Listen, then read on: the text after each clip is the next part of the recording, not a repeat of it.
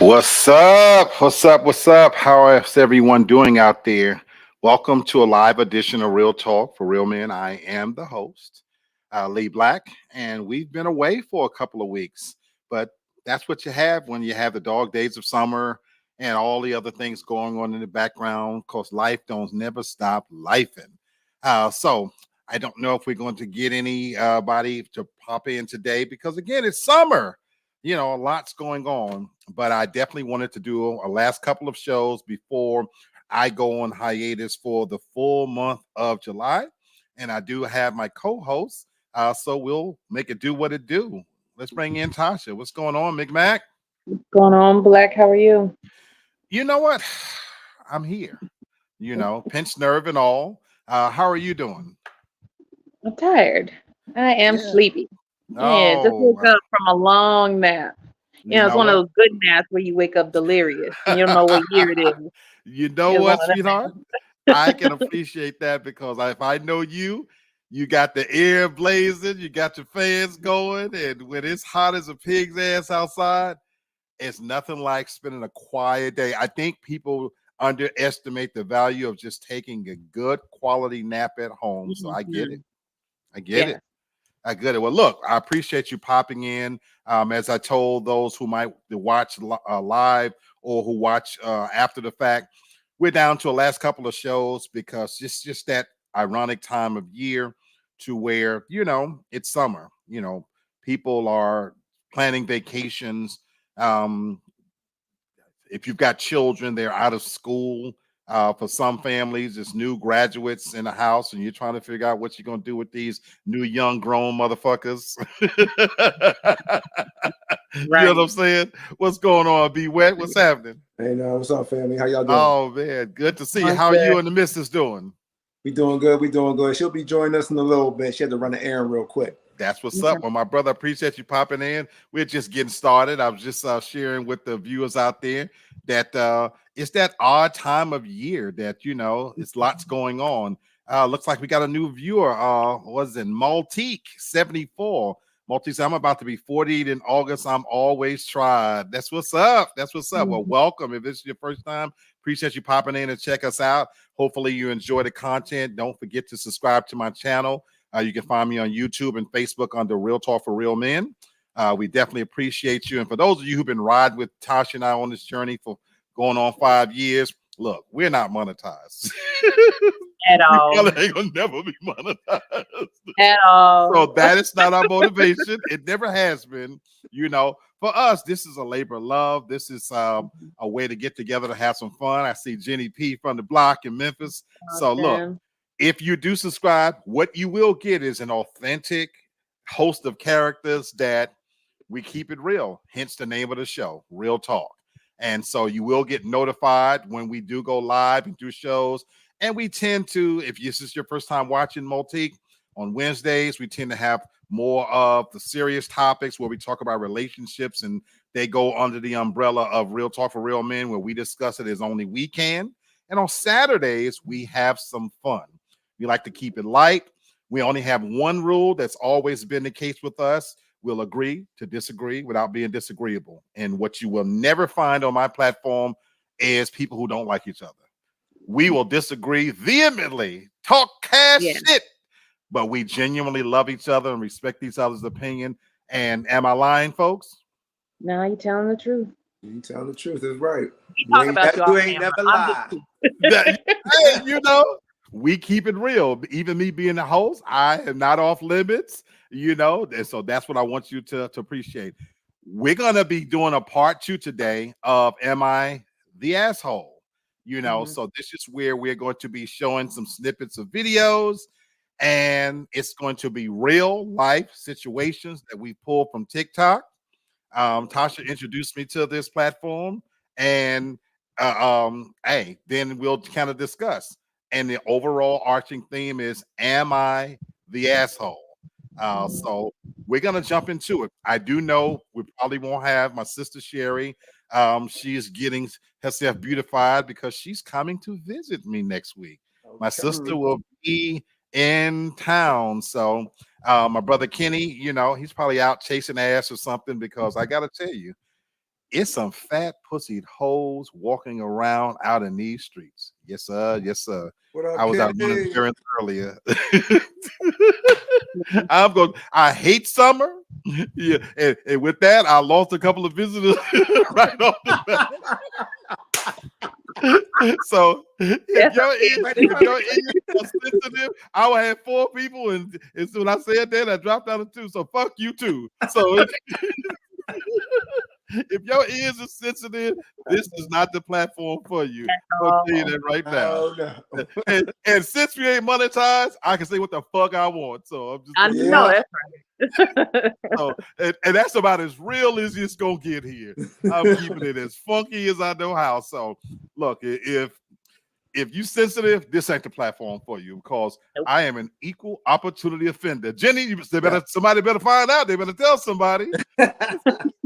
I don't give a fuck. I say faggots, midgets, carpet munchers. I might as well get all of them out right now because if your ears are sensitive, you can turn me off and go back to motherfucking business. That's why I'm hard to monetize. Exactly. Yeah. Go find you somewhere safe to play. 'Cause Yeah. This is not the place. This is not the place. Danger So, zone. to each his own. And now, having said that, and we're gonna jump into a video. It's all love. I do want to let you know that there's no hatred or whatever. Some of the things that I say that has nothing to do with me. I hate anybody or whatever. I generally don't like all kinds of people. And that's why I don't give a fuck who you are.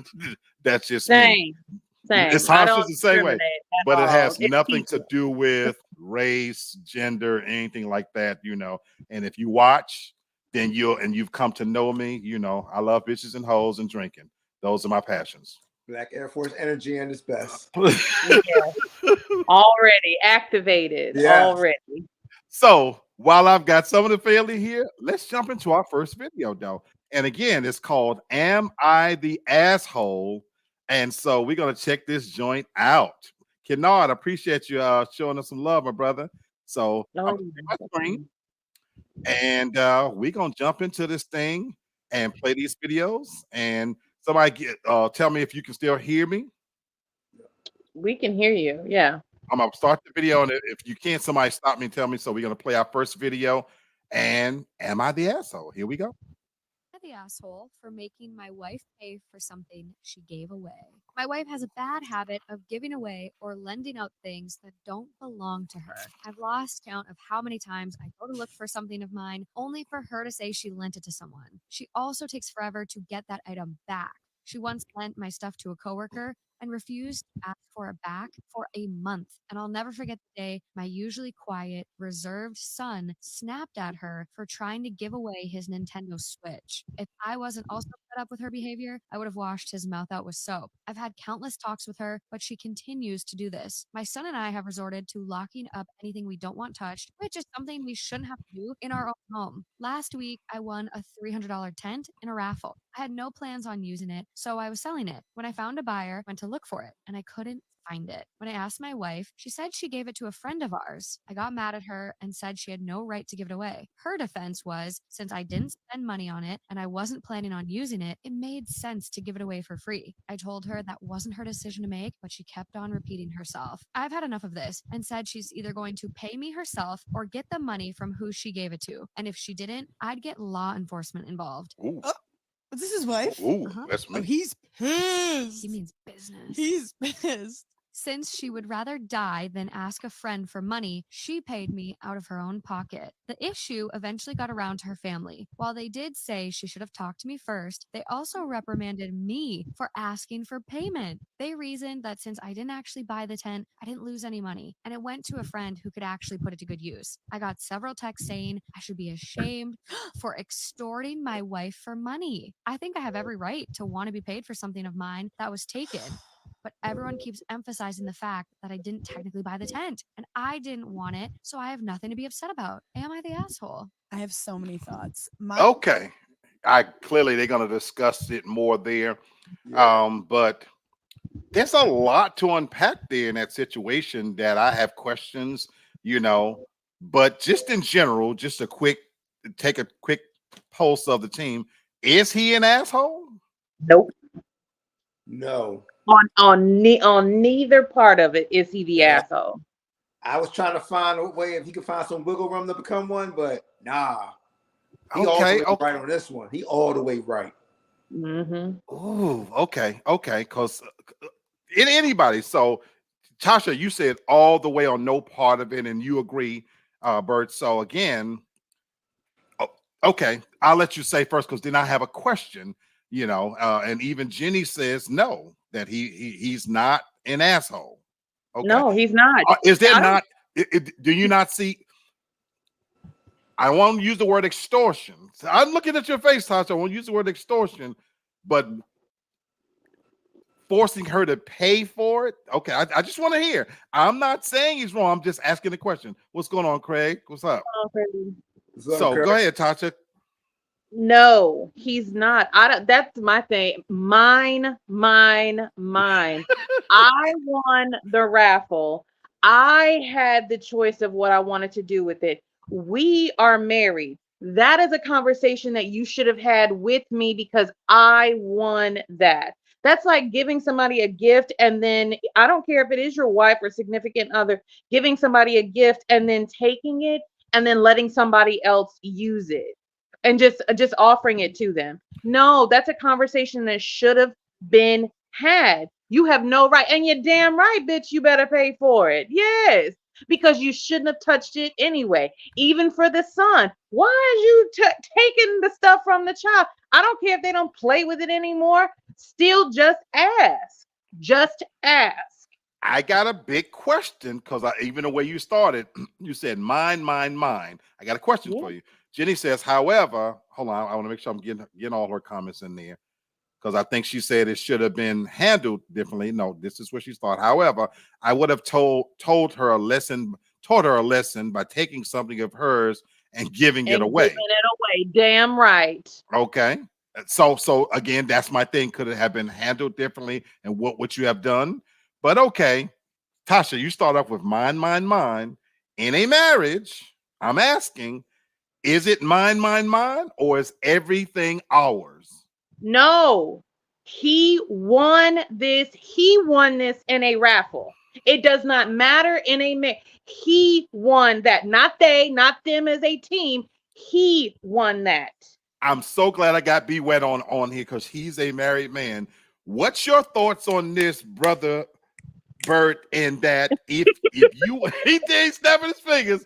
So even if you win something, when you bring it in, you or your wife, is it hers? Is it yours? Or is it both? Does it belong to both of you?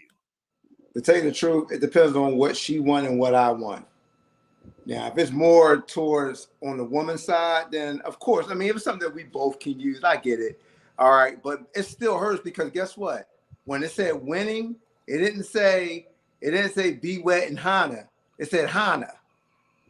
So I still gotta ask for permission. Like, hey, listen, even though we can say quote unquote and be cutesy about it, it's ours. I still gotta go to her and say, hey, listen, I got a homie at the job. They might need that 10 or whatever. Is it all right if I can give it to them or whatever? And then I let her make the decision because she won it. She won it. And for the record, I'm not disagreeing, but I'm hearing you. So here's the thing. I want to present this to you, brother B Wet. So imagine, okay, let's say I agree with you 1,000% on that. Want it, but imagine you got items in your home right now, sitting in the attic. You know that it ain't been seen, ain't been used. Do you need her permission if you know a friend is in need of something and you're thinking to yourself, oh man, I think we got that in the attic. Is it okay to give that away? It's not being used. Your wife probably haven't fucking seen this item. It's in the attic. Do you still have to ask, or can you give it away? No, I'm still gonna ask. How should you feel the same way? I'm gonna tell you why. Because it's a team thing. You know what I'm saying? Like when you enter into marriage, it's me and her.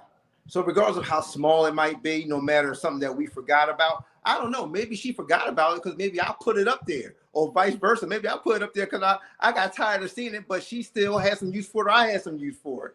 But nevertheless, I'm still gonna say, hey, listen, but whoever needs it, can we get it? We don't really use it. You're gonna try to pitch the sell and then say, hey, listen, blah, blah, blah, blah, blah. You ain't really know what was going on, and can we just pass this on? I'm going to have that conversation just because I know I wouldn't want that done to me. I know some things I don't touch, but because it's out of sight, out of mind.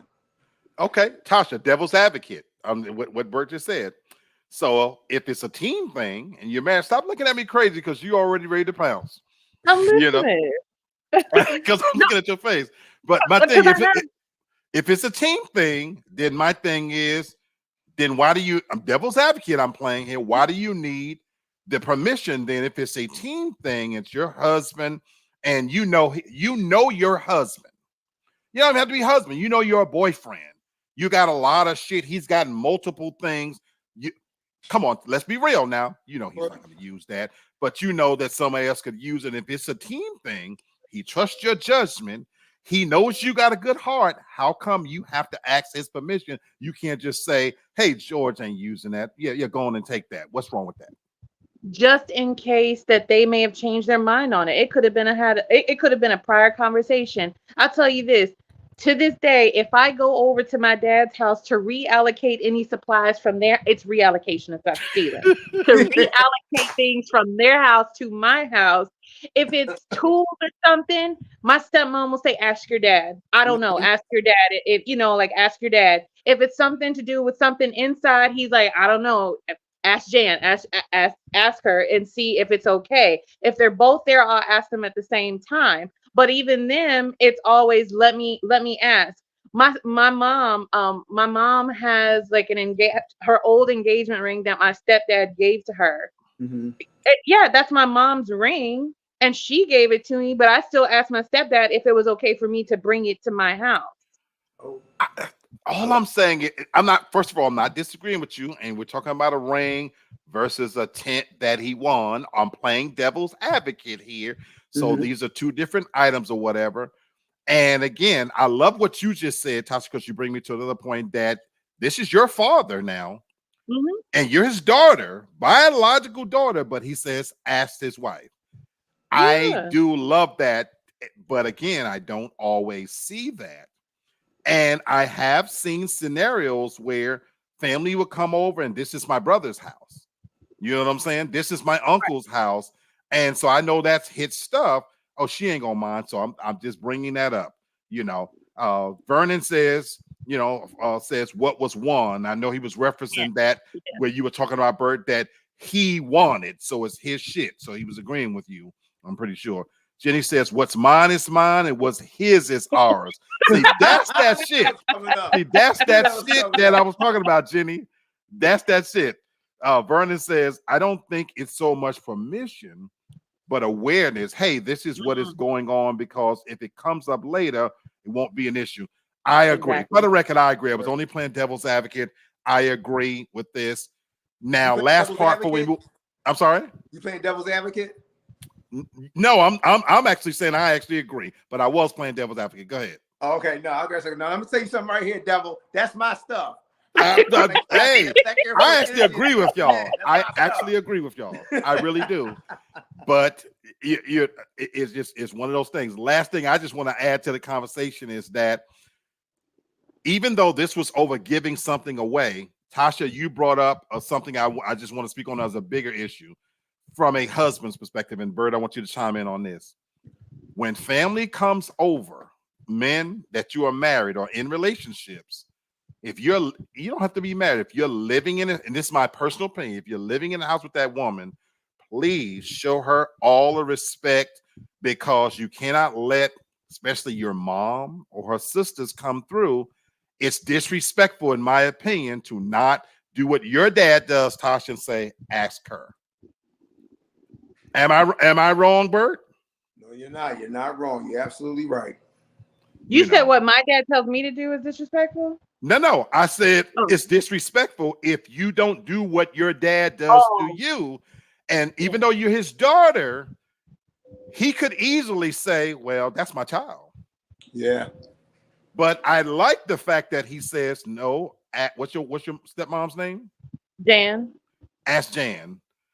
That is a wise man to me, that he's the man of the house. I get it. But fellas, if you don't know, it's that woman's house. She the queen. Vernon says not wrong, not wrong, and I just wanted to pass that along. So he's definitely not an asshole by any stretch of the imagination, because now the family could be angry all they want. That's right. But it is what it is, and that's right. Maybe they don't need to come over no more. Now, Right. a This is hundred our times marriage. then says it's my damn house. I'll get ready to say, this is our marriage. This is our house. What you talking about? Right. That's, men, if you want peace in your home, it's her house. I'll just say that. Okay, let's go on to another video. Am I the asshole? It's gonna present that. That was interesting. That was an interesting one there. All right, here we go.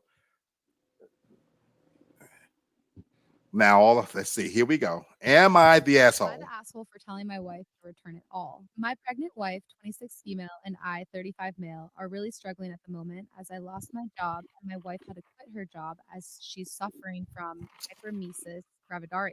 We've used up our savings and currently are living off our credit cards, but I've got a job lined starting in March. My wife is very close to her sister, 31 female, and a few days ago, confided in her that we are struggling. Her sister has never liked me, but has always been polite to me. She has always kept me at arm's length despite my attempts at trying to foster a warmer relationship. A few days ago, my sister-in-law came to visit while I was away, and she was appalled at the state of the house and the lack of baby supplies, as the baby room was bare bones and we hadn't bought many baby things. When I arrived back home, she had given me a lecture on taking better care of her sister and scolded me for not getting ready for the baby. The next day, she came back and she had bought things for the house and the baby. My wife also told her that we had to sell her car to pay off some of the bills and rent. Again, my sister-in-law had to show off that she bought her a car, and to top it off, on Sunday, she sent her $50K and then texted her this, in quotes, "This is your money and your baby's. Do not use it on that man. If you need more, tell me and I'll send more. And remember, wherever I am, there's a home for you."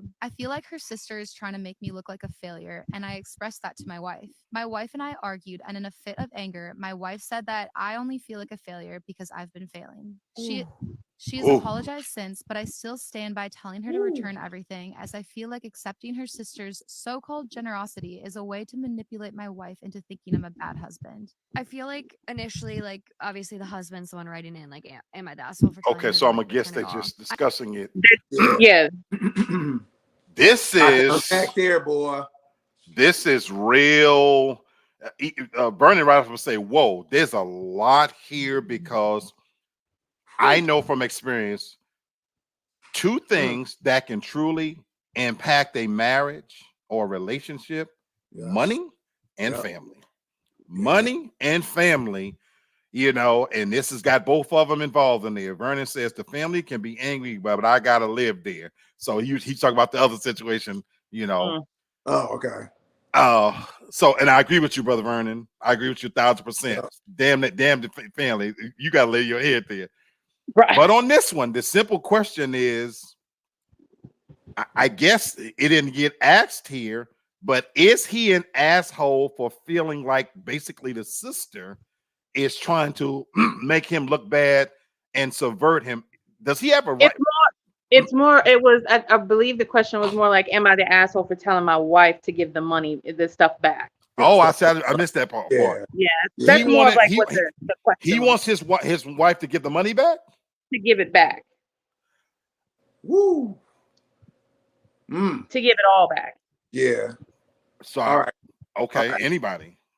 So is he an asshole? Set it off, and I'm sure y'all be able to finish it. His male pride was wounded. Number one, for that happening. Number two, because of the fact that they don't have a good relationship, the sister-in-law and him. Yep. That makes it even worse. And then with that parting shot that she gave, like, hey, listen, you know what I mean? Everything will work out. You and the baby got a home here. That's a lot. That's really a lot to unpack, because I don't think he would feel such a way if they had a good relationship and she was doing it. I don't want to say she's not doing it to count on her heart, because I can understand from a sibling standpoint, if you don't really get along with the significant other of your sibling, I can feel it. So you really coming from a good place, but you also showing the other person up. Like, look, you ain't even got it together. I got her. You know what I mean? I can give this money to her whenever she needs it and get Right. her back on his feet. You can't do nothing. You basically, I don't gotta say it, you a failure. And to a man, that's the worst feeling in the whole wide world, man. So I understand him doing that, but Because you know one. Go ahead, please. but because of the, and I know we got to struggle, we got to try to find a way of getting through this. Theirs seemed like it was really extreme. I mean, they selling cars. I mean, he doing what he got to do to just try to stay afloat. It's going. I know I will probably ask wifey to go ahead out of my pride, but I don't know if it's the right thing to do, because if it's helping to keep us afloat for right now. I get it. What I would try to do is give her back that money. I know that. So you agree that you would ask the wife to give the money back? My pride would, Black, but I know in my heart of hearts, I probably would be wrong doing that. You know what I'm saying? Because I would like to try to pull us up out that hole. Right. But for the sake of everything, and she's pregnant, right? She got a baby coming. Pregnant. And then she could be stressed out while I'm trying to go ahead and stretch and crawl myself out the mud. Man, that's a tough one. I would probably say I would want to say, like, yeah, I would probably tell her that, but I know I would probably be worn down and probably say, just take it and I'm gonna pay her back or something, man. I gotta get her back something, because I can't have her one up me like that, even though we really did need the money. But it's just because of the source. Last question for you before I go to Tasha and read some comments real quick. How hurt would you be with the comment the wife said that you feel like how did she put it, Tasha? You feel like a failure because you failed. You are a failure. Yep. Man, I'm gonna tell you something. That's a two-edged sword.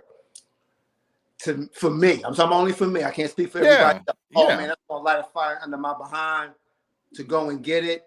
But that's something that didn't need to be said, and I'm gonna hold her accountable for making me feel that way, because I'm at my low point right now. It's not like he wasn't trying to make it happen. It didn't say like he was just laying around, not doing nothing.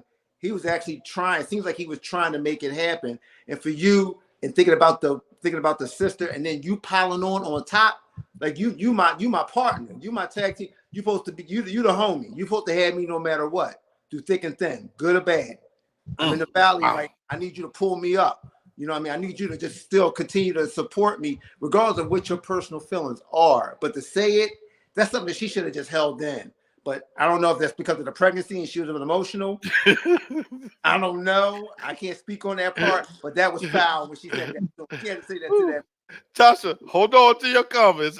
Hold on for a second. Hannah says, he is not an asshole, but he is crazy. I'm not giving $50,000 in a car bag because he failed to provide for his family. He didn't fail to provide. He That's lost what his I'm job. saying. He lost his job. Oh, It- And it- he it- had one lined up. He has a new job lined up I already. got some shit to say on that because it depends on how you see it. Yeah, So I'm not 100% in disagreement with Hannah on this one, but I would tell you why. But Tasha, I want to hear your point. But Vernon agreed with you 100%, Bert. And Vernon says she is coming like I wanted you to leave that nigga anyway. Word. And definitely I get that vibe, Vernon, from the sister who don't like him anyway. You know, Craig says, I don't care if the sister hates me. We are keeping that money. She doesn't have to give to me directly to benefit from it. He's not an asshole. He's a fool. All right. Okay. Hannah comes back, says he couldn't even get the home together and cleaning is no cost. Hannah's hitting on some things now. Mm-hmm. Vernon says, is the sister married? That's a good It question. didn't say. Right. And Craig says the wife making that comment shows that she either feels he's a failure or she's being influenced by her sister. I agree. Tasha, first, right off the bat, is he an asshole for asking her to give money back? No, Okay. he's not an asshole. Oh wow. He's Okay. not, because sometimes people think that because they give you money, they have the right to dictate how you use it, and they think that they get to take any shot at you while you're down. Yeah. The wife was way wrong. Number one, for allowing your sister to come in and to make those comments so freely in front of the husband about the husband, not checking him, and then to relay certain messages or conversations that happened between her and her sister to him, that's like telling like your significant other, like if your parents don't like him, my parents are right about you. Y'all get in an argument. My parents are right about you. I never should have fucked with you in the first place. You don't do that because you cannot unring that bell. If you're not going to leave that marriage, if you're not going to leave that person, you can't unring that bell. Now you've caused an unnecessary rift in the relationship. And so for me, even if it is pride related, give the money back to that bitch. And if she doesn't feel like she wants it to give it, well then you need to go and live with that bitch then. So then that could be Hold your on, Tasha. I see wife. a bitch for wanting to help our sister. She can help, but it's the way that you do Okay, it. I'm just asking. That's the thing. And it's and I agree with him because it's like you're making it seem like he's not doing anything. Different things happen, like with COVID, for example. Different things happen where people end up losing their jobs and they're in financial straits for whatever reason. We don't know, like if they, like went through all their savings because, maybe they were up. Maybe it was one of those cases that they were up, but they were down because it's been hard for him to find something else. Also, I'm sorry. Why the fuck isn't she working? I get, yeah, you're pregnant. Why the fuck can't you get a job? Hey, Tosh, Okay. she was diagnosed with something though, Tosh. Yeah. She was diagnosed with something. So she Yeah, couldn't whatever work the condition she was that diagnosed with with. the pregnancy. You can still sit your ass right there at home and work from home like the rest of us do, Air okay? Force, A man, little Air job, Force. you can sit your ass at home, okay? And then but that's the thing, for your wife just to turn around and to have her sister come in, because it kind of sounds like your sister-in-law came in, kind of looked around like, this is just so abhorrent, this is just so unacceptable. She been saying that shit about you before this. She's been feeling that way about you. That's a conversation and everything that had been going on. So no, you take that money, you give it back to that bitch and tell that bitch, don't you come back to this house. Hey, Tosh, you know what? And to piggyback, I'm sorry, Black. We don't even know what their house really looks like, because I mean, exactly. if her sister's able to drop 50 like that with no problem, then she probably living right. You know what I'm saying? Exactly. So anything less than what she has gonna look like whatever. Like what y'all doing? How y'all living? Exactly. I'm not disagreeing with nothing anybody said, but I do have a couple of interesting feelings on this. And it's personal to me because I went through something similar in my own marriage, to be honest. Shafana says, I feel like this isn't the first time he lost a job. The wife's statement was from a fed up woman. And I don't necessarily disagree with you, Hannah. I'm going to talk about that here in a second. Hannah says, he better sell some cheeks for money before I sell my car. Just joking. No, you're not joking. No, I know you mean that right. shit. You mean that shit. But in her jest, here's where, Hannah, I'm kind of gonna agree and lean to your side in this sense. And this is just my take on it, because I've been in that situation in somewhat. First of all, he's not an asshole, if I had to answer the question. Because, Bert, what you said, as a man, my pride, and I'm incorporating your comments, Tasha, too. You're not going to give us that kind of money and now think you have a license to say whatever you want to. And you're already creating a rift in my marriage by making that statement. This is for you and for the baby. And if you need it again, but here's where, for me, I could head this off right from the beginning. If I in a relationship, I've always made it clear I'm marrying you, not your family. In an ideal situation, I hope these motherfuckers like me, but they don't have to. I'm really that dude. So you're going to have to enter a relationship with me knowing that that's how I feel. Like, I hope I like your brothers and sisters, and I hope I like your parents, but it's not necessary. So if you're okay with that, you need to go into it knowing that I'm not going to kiss your parents' ass. I don't feel it's necessary that me and your brother and sister be very, very close. And I say that to say that if they come in my house, it needs to be respect. I'm going to be respected. So the moment that for whatever reason you don't like me, you're probably not going to be welcome in my house anyway. And that's not to say I would tell my wife she can't come over. It's your house. I just established it's her house. But I would expect then when I'm not there, you can sit around, to your point, Toss, with that bitch as much as you want to. That's your sister. But know when I walk through the door, any snide look, snide remarks, be prepared because I'm going to put that bitch in check because you're not going to come over here and look down on us. To your point, Bert, that because you got money, this, that, and the other, I am who I am. And if I don't measure up to your standards or what you think I should be for your sister, keep that shit over there. Now, I do expect my wife to ride with me. This is where I'm with you, Bert, and Tasha, where I would say give the money back because, again, it's my responsibility. Now, this is where I'm agree with Tasha, with Ahana, though. I do have a problem with coming over, and we don't know this, but if the house is a mess, I agree with Ahana 1,000%. I would like to know why the house is a mess. If she's pregnant, this is pregnant or not, Ahana's right. Your house should never be a mess. You know, all of my cleaning shit come from Dollar Tree, Family Dollar, and Dollar General, all my shit. And so I keep a pretty fucking clean house, and that's with or without a woman.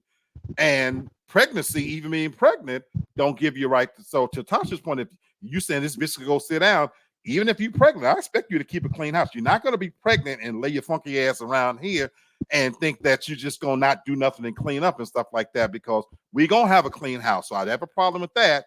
And then the hustler in me as a man, I don't know how bad it's got that you've got to start selling cars and shit. So, Hannah, your point about selling some ass, I ain't saying you need to go that far, but I would like to know, though, if your back ain't broke, because Tasha, you said the pregnant woman could find a job. Now, I don't know how long you've been out of work as a husband, but if you got a baby on the way, look, you should be driving Lyft and working at FedEx all at the fucking same time. I thought you were gonna say sell some cheap. I have a problem. So again, it doesn't say how long he's been out of work, but my pride wouldn't let me. And how this is personal. When I found myself out of work and I was a young man, it killed me. I went through a stage of impotence to watch. I was a 21-year-old man and couldn't fuck because to watch when I lost my job, I watched my wife get up and go to work. I couldn't live. I couldn't stand it. The idea that she was leaving and driving away in the morning, number one, every day I hit that fucking pavement. This was back in the good old days before the internet, where you had to drive or you had to print off some resumes and go from place to place. I went around every fucking day, and it took me 2 weeks. 2 weeks. To find a job, but somebody was going to give me a job because my manhood wasn't going to allow me to not have a job. Even when me and my wife sold our belongings and moved to New York, this is a true story. We got to New York. My wife found a job on the second day we were there, and I found a job within a week because she was not going to one-up me, and she got a job and I didn't have a job. The man in me, the pride in me was just, I'm going to have me a job. I don't care if she makes more than me, but I got to have a job to be contributing because that's just who I am as a man. So, he's not an asshole, but here's where I would be an asshole. Because I would hope that I chose a woman that would say, we keeping that motherfucking money. So I'm with you, Craig. And fuck you, don't come visit us no more. Because once you gave me the gift, it's mine to do with what I want to do with it. So you don't have the right to give me something and then tell me how I have to spend it. Because once you give it to me, I would hope I got a wife enough to tell me, well, thank you. I really appreciate that. I'm glad you see we needed it. But Lee is going to be in control of that. Now you can be mad all you want to, but you just gave it to me and I'm going to use it to benefit our family. But there's a lot going on here that maybe, I don't know if out of frustration. And then lastly, what she said to him, all I can say is this, folks. I ended a marriage when I felt we were no longer a full team. I can tell you point blank, period. Me and my wife still loved each other. I asked one simple question. I said, do you want to still be in this marriage? and she hesitated. This is a true story. I ain't lying. Mm. She hesitated for just maybe it probably wasn't even the money. She said, yeah. It was the hesitation though for me that hurt and cut my heart deeper than anything, because I was young, gotta understand something. But in that moment, I felt like if you have to think about it and pause, what am I doing in this for? And that for me was the moment when I knew I was going to end my marriage. That was the moment. That was the moment where I started driving from Memphis to Nashville, because at that point I knew I didn't have scriptural grounds or legal grounds to get out of the marriage, but I had divested at that point, because if I'm breaking my back and I'm really go through the fire for you. So I'm saying that to say that comment she made to her husband about you feel like a failure, those words you can't take back. Can't. That's forever. That's stamped. So be careful what you say to one another. You know what I'm saying? Because some shit is damaging in a way that you can't hardly come back from. Let me read a couple of comments. Shafana says, if you don't like my spouse, you can't enter my house. I don't care who you are. And that's where I'm with you, Hannah, 1,000%. I'm not saying you have to like the person, but you're not going to come in my home and be disrespectful. Right. And so with that said, I'm going to make that clear. So maybe it's best you don't visit. And that don't mean we can't be family or friends, because I'll come visit you, but you can't come here and think you're going to disrespect my wife. I'm not having that. And that happened in my marriage too. That was one of the reasons why me and my wife lost our home, because I refused to bow down to, you're not going to walk in and walk past my wife. And you stopping it. This is her house. But that's a whole nother story. So I'm with you. Craig says, I'm petty. So I would take the money and send her a thank you card and show up to the sister's house with a new outfit and shoes with a big smile on my face. Craig, I'm with you. And that's why I said I would hope that my wife is like, baby, we just got $50,000, and the sister would have to be mad, because I'm gonna do you one better. Craig, I'll pull up at the house driving a car she gave my wife. You goddamn right. And make sure the bitch see me spill a drink in that motherfucker, for goodness sake. Well, it just sounds like the wife agrees with her sister, and if that's the case, she needs to go be with her sister. It does. Congratulations, that's your husband now. Congratulations. I agree with you, Tasha. I think for a sister giving her that kind of money, she's won her over now, that to make her feel like maybe he's not providing the best life for you. You know what I'm saying? So that's fucked up though. Joanna says, take the cash and block her ass. It rhymes. Take the cash and block her ass. I love it. Okay, let's get another one in here, folks. That was a good one though, because that's real shit though. Money and family will fuck a relationship up. It will. Here we go. Am I the asshole? My pregnant sister's husband wants me to cheat. I'm not sure exactly where to post, but my friend recommended this sub as she listens to the podcast. Throwaway and fake names. My sister's husband won't leave me alone. My sister refuses to see reason because she's pregnant. Me, 29 female, and my husband, 30 male, recently got married in early October at a beautiful ceremony. My sister, Stacy, 22 female, walked me down the aisle as my father sadly passed of cancer and couldn't. Stacy was unhappy in her marriage to Jack, 32 male, who tried to convince me to let her remarry him during my ceremony. I had posted on AITA on this account if you want more details from that. Stacy came to me a few weeks after my wedding and said she was going to divorce Jack. I fully supported her and offered her a room in my house. Fast forward to her 22nd birthday. In me and my husband's backyard during a barbecue, she announced she was pregnant. Me and my husband were dumbstruck. And after the congratulations and hugs, I pulled her inside to my bedroom. I asked if she was still on her birth control, and she said she was. Then I asked if she was going to keep the baby, and she said yes. I asked about her divorce, and she said it was a sign to tough things out. Fast forward to last weekend when Jack texted me. I unblocked him to help with the pregnancy. He sent me nudes. asking me to meet up at a hotel sometime. I immediately showed my husband and asked my sister if she could meet up with us tomorrow. My husband was enraged and threatened Jack, to me at least, but I calmed him down. I took pictures of what Jack sent and blocked him for the 100th time, it feels like. Oh my God. When my sister came over, we showed her the pictures and she was silent before she burst into tears, yelling that I was a homewrecker and jealous of her child. Oh my God. I tried to calm her down, and so did my husband, but she stormed out. Since then, Jack has been sending nudes daily using fake numbers, emails, Oh my God. even Stacy's phone, as he knows I won't block her. Wow. I'm at a loss. My sister refuses to speak to me. Her husband, Jack, is harassing me. And my husband is on the verge of becoming a criminal if Jack doesn't stop. Okay, that last one's a joke. My husband is a saint. What do I do? Okay, so I want to see if I get this right. Because I kind of was trying to.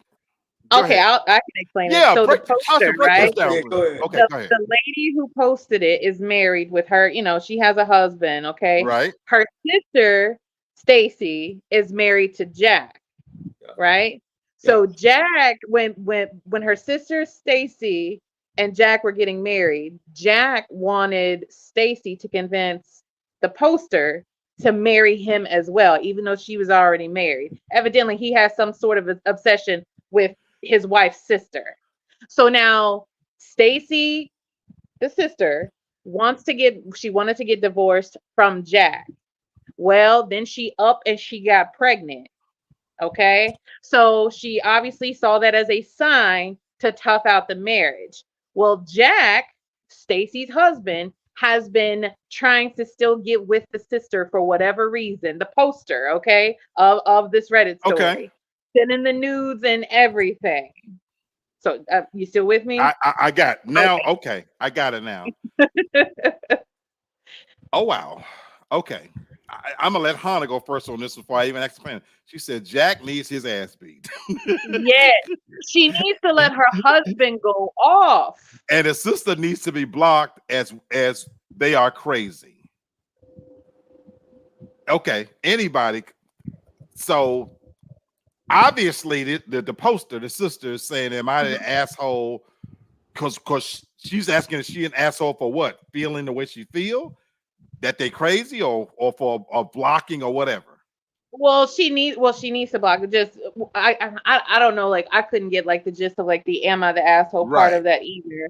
Okay. But this is my thing. I think she, when her sister came to her and said that she was, like pregnant, and her sister gave her that weak ass excuse as I see this as a sign to tough out the marriage, even though the red flags were there from the beginning about your creepy husband and how he felt about your sister. This is very much giving Kim and Kourtney Kardashian and Travis. This is very much reminiscent of that, okay? Because Travis had an obsession with Kim before he got with Kourtney, so it sounds very, very similar to that.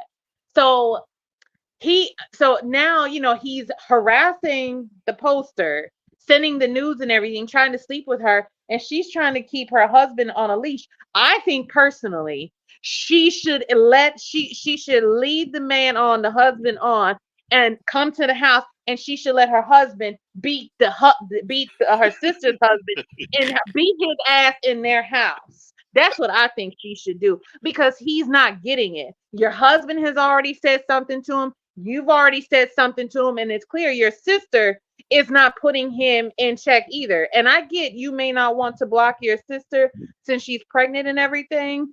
And and it doesn't sound like like the mom is around either, and we know the dad is deceased. Right.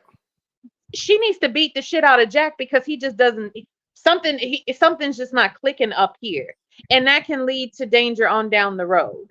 So my question to you, Tasha, is how would this affect your relationship with your sister? Because you just said you understand her not wanting to block her because she's pregnant. She's pregnant and she's young. She put these ages in here for a reason, I think, too. Because the sisters, if I'm understanding, is only 22, right? Right. So, and I'm gonna go with there in a second. But for you in that scenario, the sister's angry with her or whatever. how would this affect your relationship with your sister if she was allowing this to go on? Oh, I'm sorry. I'm blocking. My Wow. block game is strong around Wow. here. My block Wow. game is strong because for me it would be just a one-time look. Since you don't seem to get it, I'm telling you, if you don't tell your husband to leave me alone, you both need to stop contacting me, or I am going to pursue harassment charges and I will have him arrested. Okay. So I'll give you like one final time, and Right. again, like I get she may not want to block her sister. I get it.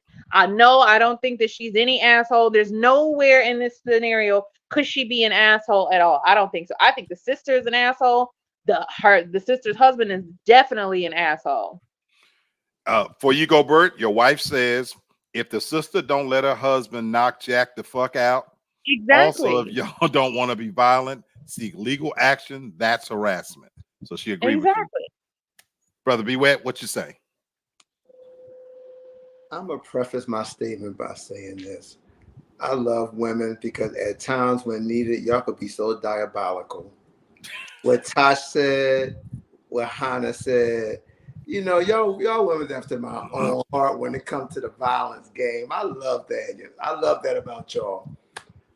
Listen, I'm gonna take the sister out the equation, the one that's crazy and pregnant or whatever. That heifer's crazy. I don't got time to deal with that. We're gonna deal with the husband, what he's not able to do as of right now. I do agree that she should lowball the boy and maybe get some criminal charges pressed, because that's like kind of like on a stalking, that's going, you're definitely out of bounds on that one. I don't know how this man is still walking around. Because I'm gonna tell you this much. I know she's keeping her husband at bay because she don't want to see him go to jail. That's a tough one for me because number one thing, you showing me disrespect of the highest order. You know what I'm saying? And if my wife is telling you leave her alone and you still pressing forward, and that's your wife's sister, how little do you think of me? So Billy and me, I'm gonna get at you. I know wifey want me to sit at bay, but I got you. I got you scoped out because we can't allow this to go any further. I know I'm wrong. I know we should do this the right way. Bert don't know the right way all the time, and I get white hot, and it's a wrap after that. So I'm coming after this nigga. Me and him, we got to go. We got to shoot the fair one real quick. You know what I'm saying? I'm coming out of nowhere. I'm on your ass. But as far as with the sister and their relationship, she got to be blocked. Don't talk to me. Don't do none of that stuff right now, because the fact of the matter is you're not even checking your husband. Right. You don't feel offended that your husband, you hear about stuff like that. That's why people be so reluctant to help people out when two couples are fighting and stuff like that. Because of that quick turnaround, and all of a sudden they're going to try to blame you. That's what she's trying to do. Something's wrong with her sister, clearly, because she said that. Did she make a remark about her? And she's jealous of her pregnancy. Being a homewrecker. So clearly there's been some tension or something that's going on, how the way she felt about her. Because for you to feel some type of way about your sister about something, but your husband is the one initiating it. She didn't even initiate anything towards this man. Right. And you still up there wherever you at thinking that it's your sister's fault. No, you no longer my sister. Until you get your mind right, until you get rid of this clown. No, I'm blocking you all day. You blocked. You can go to hell for all I care.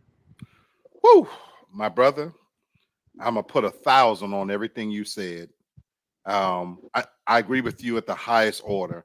I think it's disrespectful at the highest level from both the sister and the husband, because again, you as a sister, that you would stand by.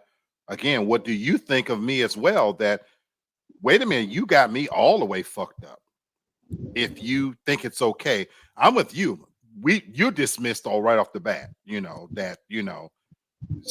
Something ain't right there. And this is, I'm going where you going, Be Wet. Here's one thing about me, in all seriousness, when I've been in a relationship, it's terrifying being in a relationship. I've told people this a million times. One of the scariest things is, no, I'm gonna go even further than being in a relationship. It's very terrifying when you're with a woman Me and Tasha are best friends, and we're about to go on vacation together. I don't know if I ain't gonna say women. I don't know if other men feel like I feel. I feel responsible when I'm out with a woman and they're my friend, let alone if they're my wife, to the point where there's an internal fear that please God don't let nobody disrespect her, because I feel like it's putting me in a situation where I have to go.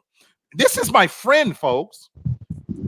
If me and Tasha walked in a restaurant, we don't go to clubs, but somebody grabbed the wrong way, I have to go. Yeah. It's terrifying because, and that's just that please don't disrespect her. That I can't sit there, like, hey, well, wait a minute, man, wait a minute. And if that feel like towards my friend, I used to live in fear when I was in a relationship because please don't disrespect me. And to this situation, there is nothing my wife could say to me. I'm going to his job. I don't give a fuck if he at church. The moment that you would do better as a woman, don't show me the text. Yeah.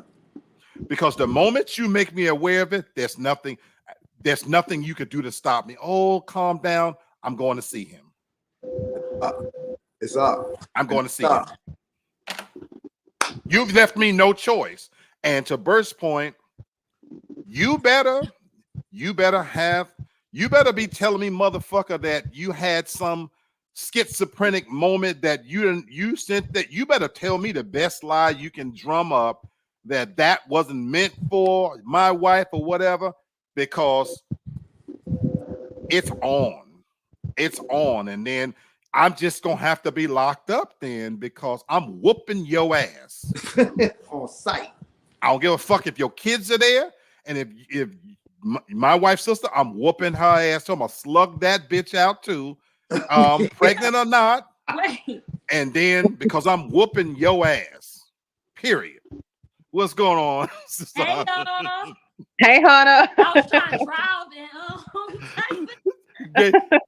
But to the viewers, I just want y'all to understand when Black is saying that, like as far as he's just like whatever, like fear or whatever, we talking about because of the fact that we can't control ourselves. I don't mean to speak for you, but I'm saying I'll wild out.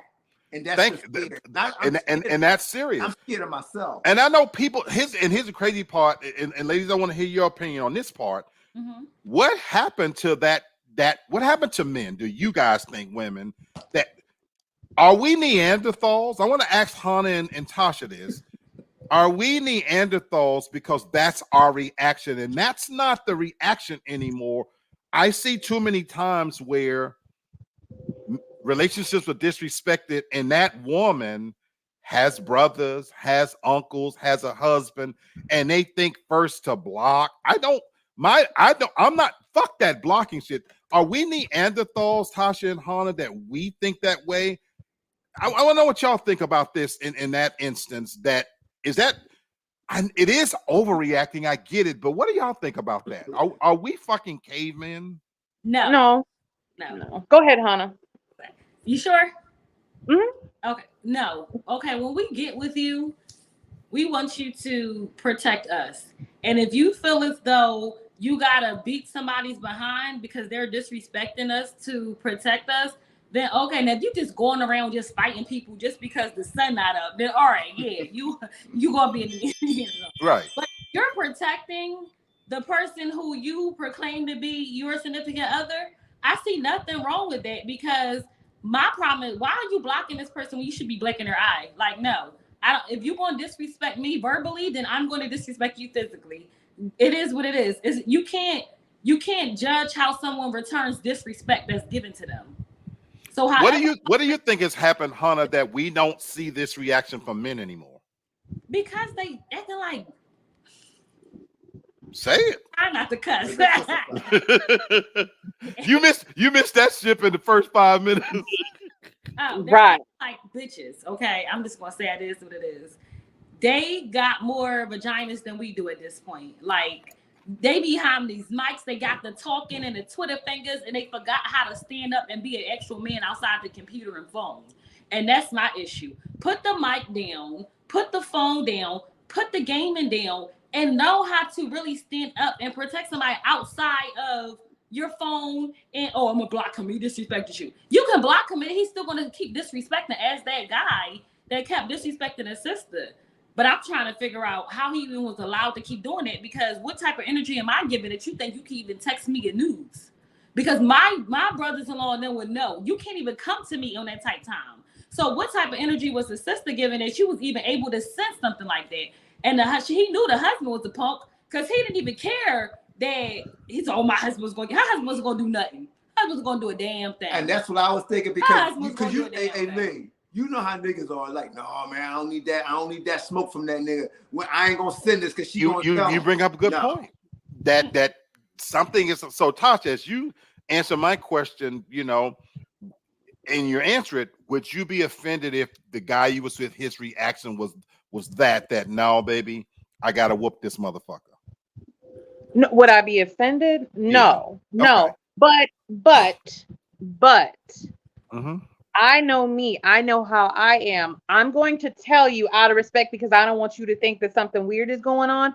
But initially, I will tell you I'm going to handle it. Like, let me handle this first. Let me try to handle it first. That's my thing. That's what I would do. Let me try to handle it first.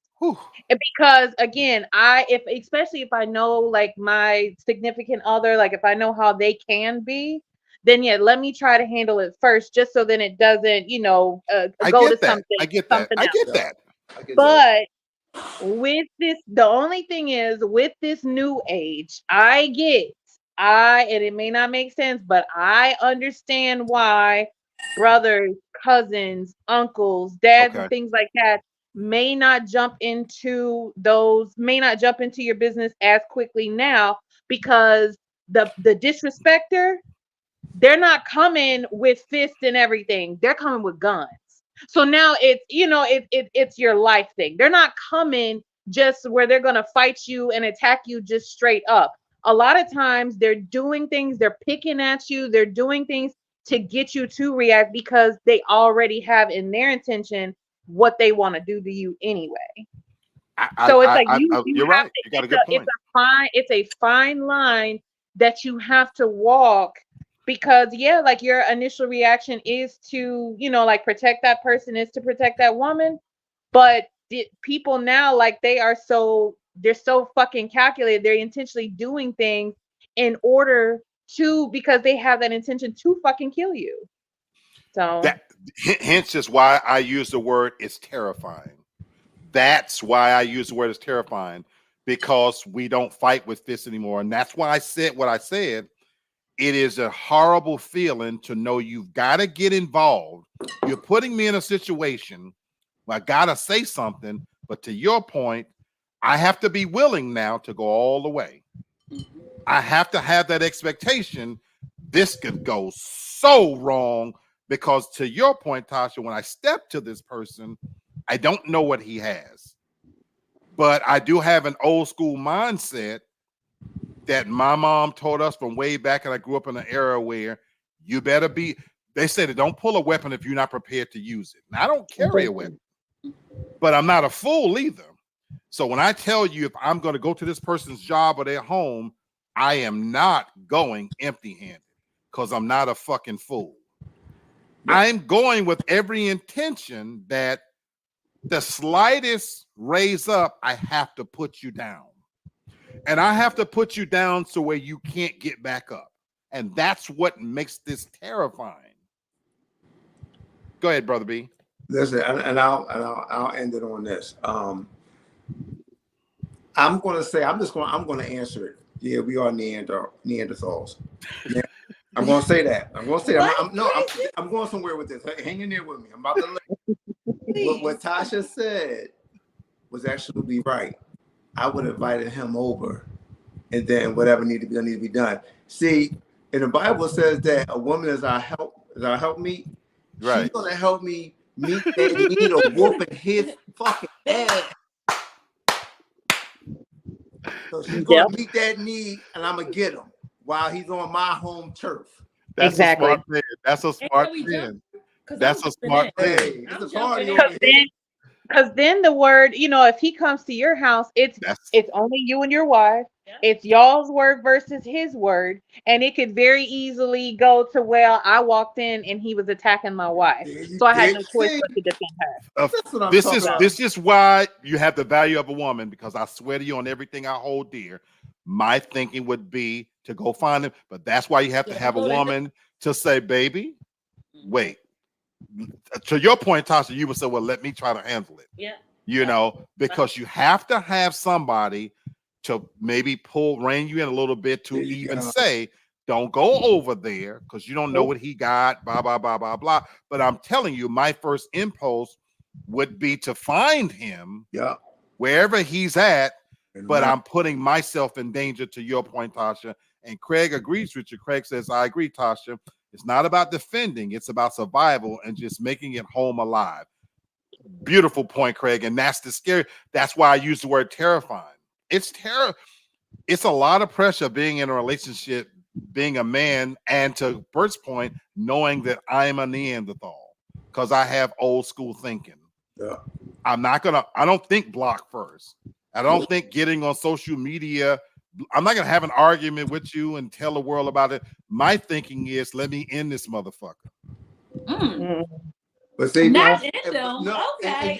If at that level disrespect, I'm thinking, let me end this motherfucker. Oh. At the very least, let me cripple him. My thought process is, even Kneecap if his I ain't ass. talking about kid, Yeah. Tasha's right. This is what we were taught. That if I had a gun, I'm not. My goal might be let me cripple this motherfucker so you can be angry at me for the rest of your life from a bed.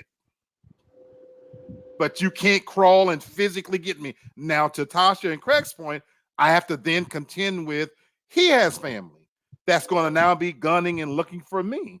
But my goal, if I get to him, is let me put him down where he can't get back up. And I don't have the same conscience of other people. I have no fucking problem kneecapping you. Wouldn't lose an ounce of sleep. Wouldn't bother me one bit. I'm taking in this case, let me tell you exactly, because as we were going through the scenario, I can tell you exactly what would happen, exactly what I would do. After he continued to send those messages, I would respond, but I wouldn't respond from my phone, of course. I would get another phone. I would have the Text Now app, and I would download that. I would invite him over to the house. I would let him know that the front door is open. Please allow yourself to just come on in. I would let him come in. My husband, just stay out of sight just for a moment. I would let him think that it's about to go down. I would even allow him to touch me because I need his DNA on me. Okay. I would even go as far to tell him that I like it aggressive, because now I need to show like some sort of like defensive marks, scratches, and things. My husband then would then be allowed to pop out of the closet and proceed to break both kneecaps, but also you need to break an hand, an arm, or something. But you still need to have the contact though, because just for the legal purposes, if you do too much, it could still, you could still be charged with like assault and things like that.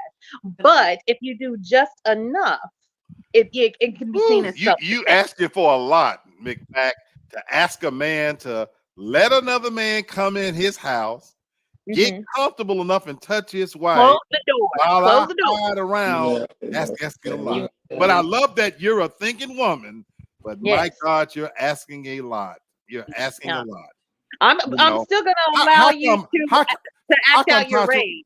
How come, Tasha, we can't make a deal then to get this motherfucker in then and let him get naked and tell him then, hey, I want to do something kinky, handcuff him to the bed, and then we just kidnap this motherfucker and he come up missing. Well, let's no, you can't. No, because you can't kill him. You can't kill him because of the digital footprint. His phone would have last pinged at your house. Most cars now have you're right. You're right. I spent a lot of time Brett called it earlier. True crime. I thought about a lot of different things. Okay, so Craig's that's why nailing you it. can't do it. That's what y'all diabolical nature. I've said this a million times. I think women are smarter than men because y'all are thinking that far ahead, and we're thinking with red in front of us. You know that I just want to end it. You know, That's It why has to be. I would It has have to be women legal. assassins. Legally in him. That's why I would have women assassins. Yeah. y'all think They take steps it ahead. through. Y'all think steps ahead. Y'all really Kick the do. front door in so I can shoot an intruder. All right, let's go to another one. Wow, that one took some time right there. Woo, okay. Folks, if you're just joining us, we're doing Am I an Asshole? Am I an Asshole? Here we go. Mom had an affair with my brother's wife. Mom. What? I can't. Mom. Yes, you read that right. This is 100% a true story that I've been wanting to get off my chest for a while. So my brother, 25 male, meets his wife, 25 female, in his last year of school. The two of them got engaged very soon after meeting, only about 4 to 5 months after. During this time that they were engaged, they would spend a lot of time together, but they were never allowed to be completely alone together until they were married. So this meant that she spent a lot of time at my house with either me, my sister, or my mom, who would stay with them. So we all got pretty comfortable around each other, and this is where it started to get weird. My mom, 44, would be a little too friendly with my sister-in-law. For example, if we were watching a movie, they would sit next to each other, then that turned into leaning onto one another and then a full-on cuddle. Another example is that they would be on FaceTime literally 24/7. I'm talking about waking up and falling asleep on the phone together. What the fudge? It got so bad that my brother would complain that he never could call her because she was always busy talking to my mom. Eventually, me and my sister called my mom out on this, saying it was a little weird that she was always on the phone with her. Of course, she was very angry we called her out on this, but she said they are just really close and that she would stop calling her so much, but that never happened. She just started to hide it, and they would spend hours on FaceTime without even saying a word. They would just have their AirPods in and listen to each other's background noises and text each other when they wanted to say something. What the heck? That is super sussy! And this went on for the entire engagement. My sister and I would joke about the two of them being gay lovers, but we were always joking because we never would have thought it would get that far. So let's fast forward. After a couple of months of their weird behavior, I come home from work and my mom, my sister, and sister-in-law are there. I take a seat on the couch next to my sister and she sends me a text. Go look what's on your mom's bed. Don't make it obvious. So I get up and start walking to my room and peek in very quickly. When I passed my mom's room at first, I didn't see anything. So I took another quick look and that's when I saw a strap-on sitting on the corner of my mom's bed. What the? I should really start reading these stories. Get on with it, bitch. Oh my god. Me and my sister were in complete shock. We both know that they were the only two home all day and they were completely alone. Me and my sister go back and forth on what we should do, and we decided that 2 days later we'll tell our brother what we found. He was quick to believe us because he also saw all the red flags. He called his wife and told her he knows what she did and that he wanted a divorce. She immediately called my mom screaming and crying. I could hear my mom's phone from my room right before my mom ran out of the house to her car. I don't know what happened after that. I just know my mom came home a couple of hours later, was acting like nothing happened, and that things were normal for me and my sister for a while. Eventually, my sister told her friend that my brother was going to leave his wife. He said something along the lines of, "Really? Now I can finally ask you why you have naked videos of her on her." What the? What? What the Oh. fuck? Really? Now I can finally ask you why you have naked videos of her on your laptop. What is going on? It turns out that my sister asked him for help with one of her college assignments when he opened the notes app on the laptop and saw a nude video of my sister-in-law. So he closed the tab and pretended like he didn't see anything. But here's the thing. My sister was using my mom's old laptop to do her homework, but my mom's Apple ID was still connected. So all of the notes from my mom's phone were sent to the laptop notes. So my sister had me pick her up from work early and we raced home to check the laptop, and there it was. Over a dozen pictures and videos of sister-in-law doing extremely inappropriate stuff and literally thousands of SS text message conversations, most of which were nothing, but just one that I can remember is, "I wish I could have met you first. I love you more than I love brother's name." So we sent all of this evidence to my brother and he showed it to his wife and she admitted to everything. Oh my god. Do you know that I was half into the story before I realized that we were talking about the mom sleeping with the sister? I thought it was the man until the more of the story kind of No. I missed No. it at first. The mom was sleeping with the sister-in-law. The sister-in-law. Yeah. The But mom was sleeping with Daughter-in-law. the The her daughter-in-law. son's wife. Right. Yeah. But it's the sister that's telling the story. Yeah. Right. But yeah, the mom is sleeping with the daughter-in-law. Yeah. And so the question is like, am I the asshole for like telling my brother? I don't think anybody would say she's an asshole. No, she's Just nasty. And her mama needs her ass beat. not. My question for the family is, how did it get to this point? Ooh. If I'm what I'm listening to, there were clearly red flags listening to even when they were engaged. If I'm listening right, that how close they sat together, this, that, and the other. How did it get to that point? So the question I got for family is, in this case, again, she's not an asshole. How would you handle if your significant other had an unusually close relationship with a family member? Where do you draw the line? And the reason why I'm asking that is we talked about earlier. In an ideal, everyday scenario, you would want, I would believe, whoever you're with, for them to be close with your family and friends. So this could be a friend. Where do you draw the line when your significant other, what's too close? Where do you draw the line with them being close?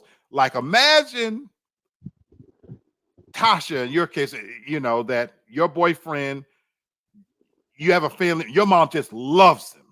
Oh my God, he's the greatest guy, Tasha, you ever brought home. And I just love it. And this really happens sometimes where they just love what you bring home. They don't mind cooking for him, waiting on him. Every time you bring him by the house, you know, they just really like this person. Where do you draw the line, ladies? And again, same thing for Hannah and Bert. Where do you draw the line with a family member that just really loves who you're with?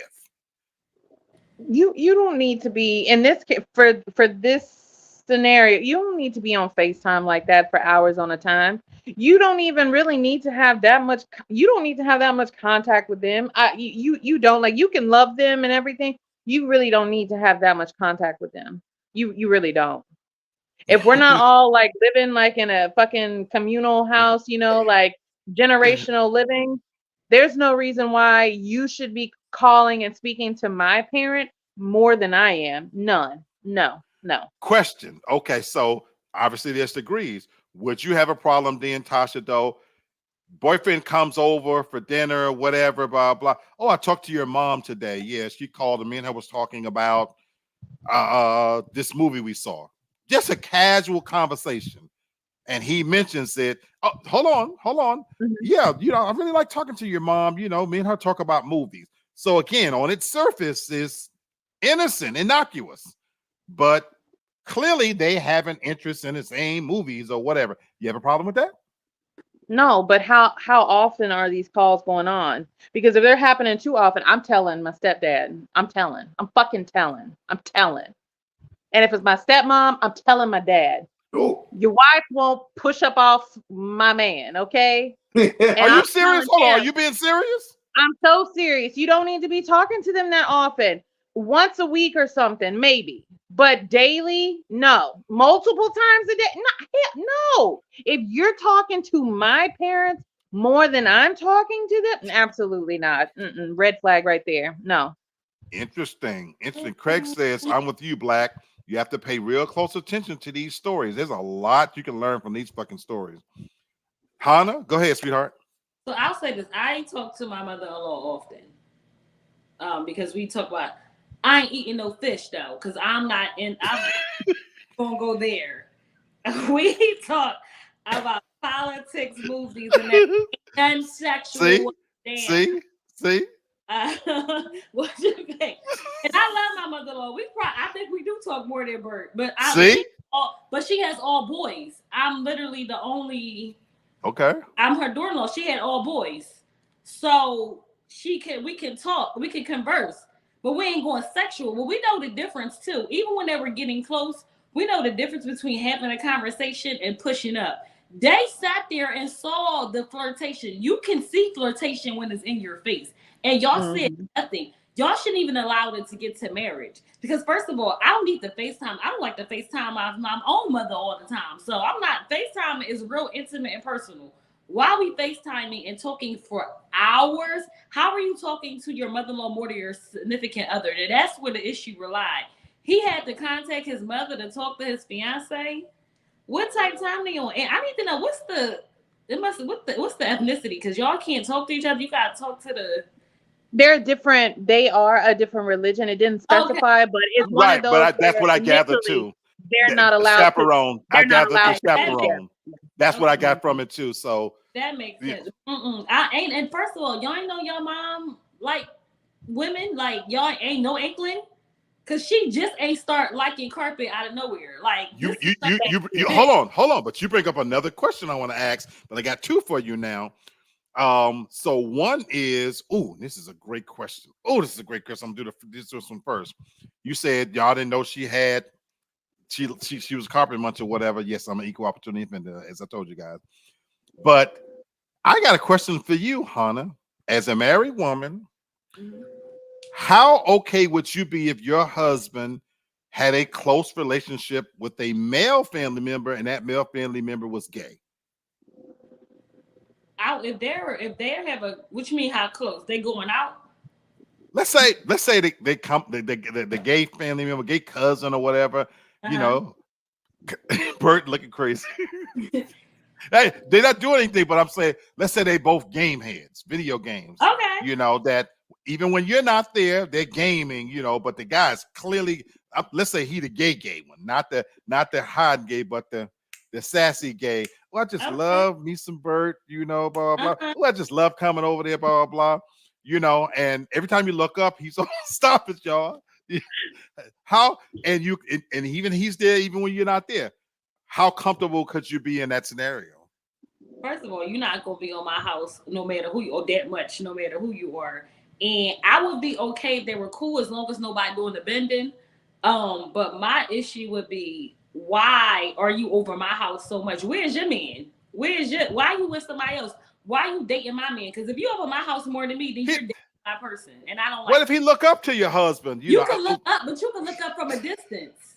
From over there. Look up in what type of way, now? You can look up with y'all gaming. Y'all could be on the computer. My son game a lot. You could be on the computer. You could be whatever you want. You ain't gotta look up in his face. You could look up from a distance.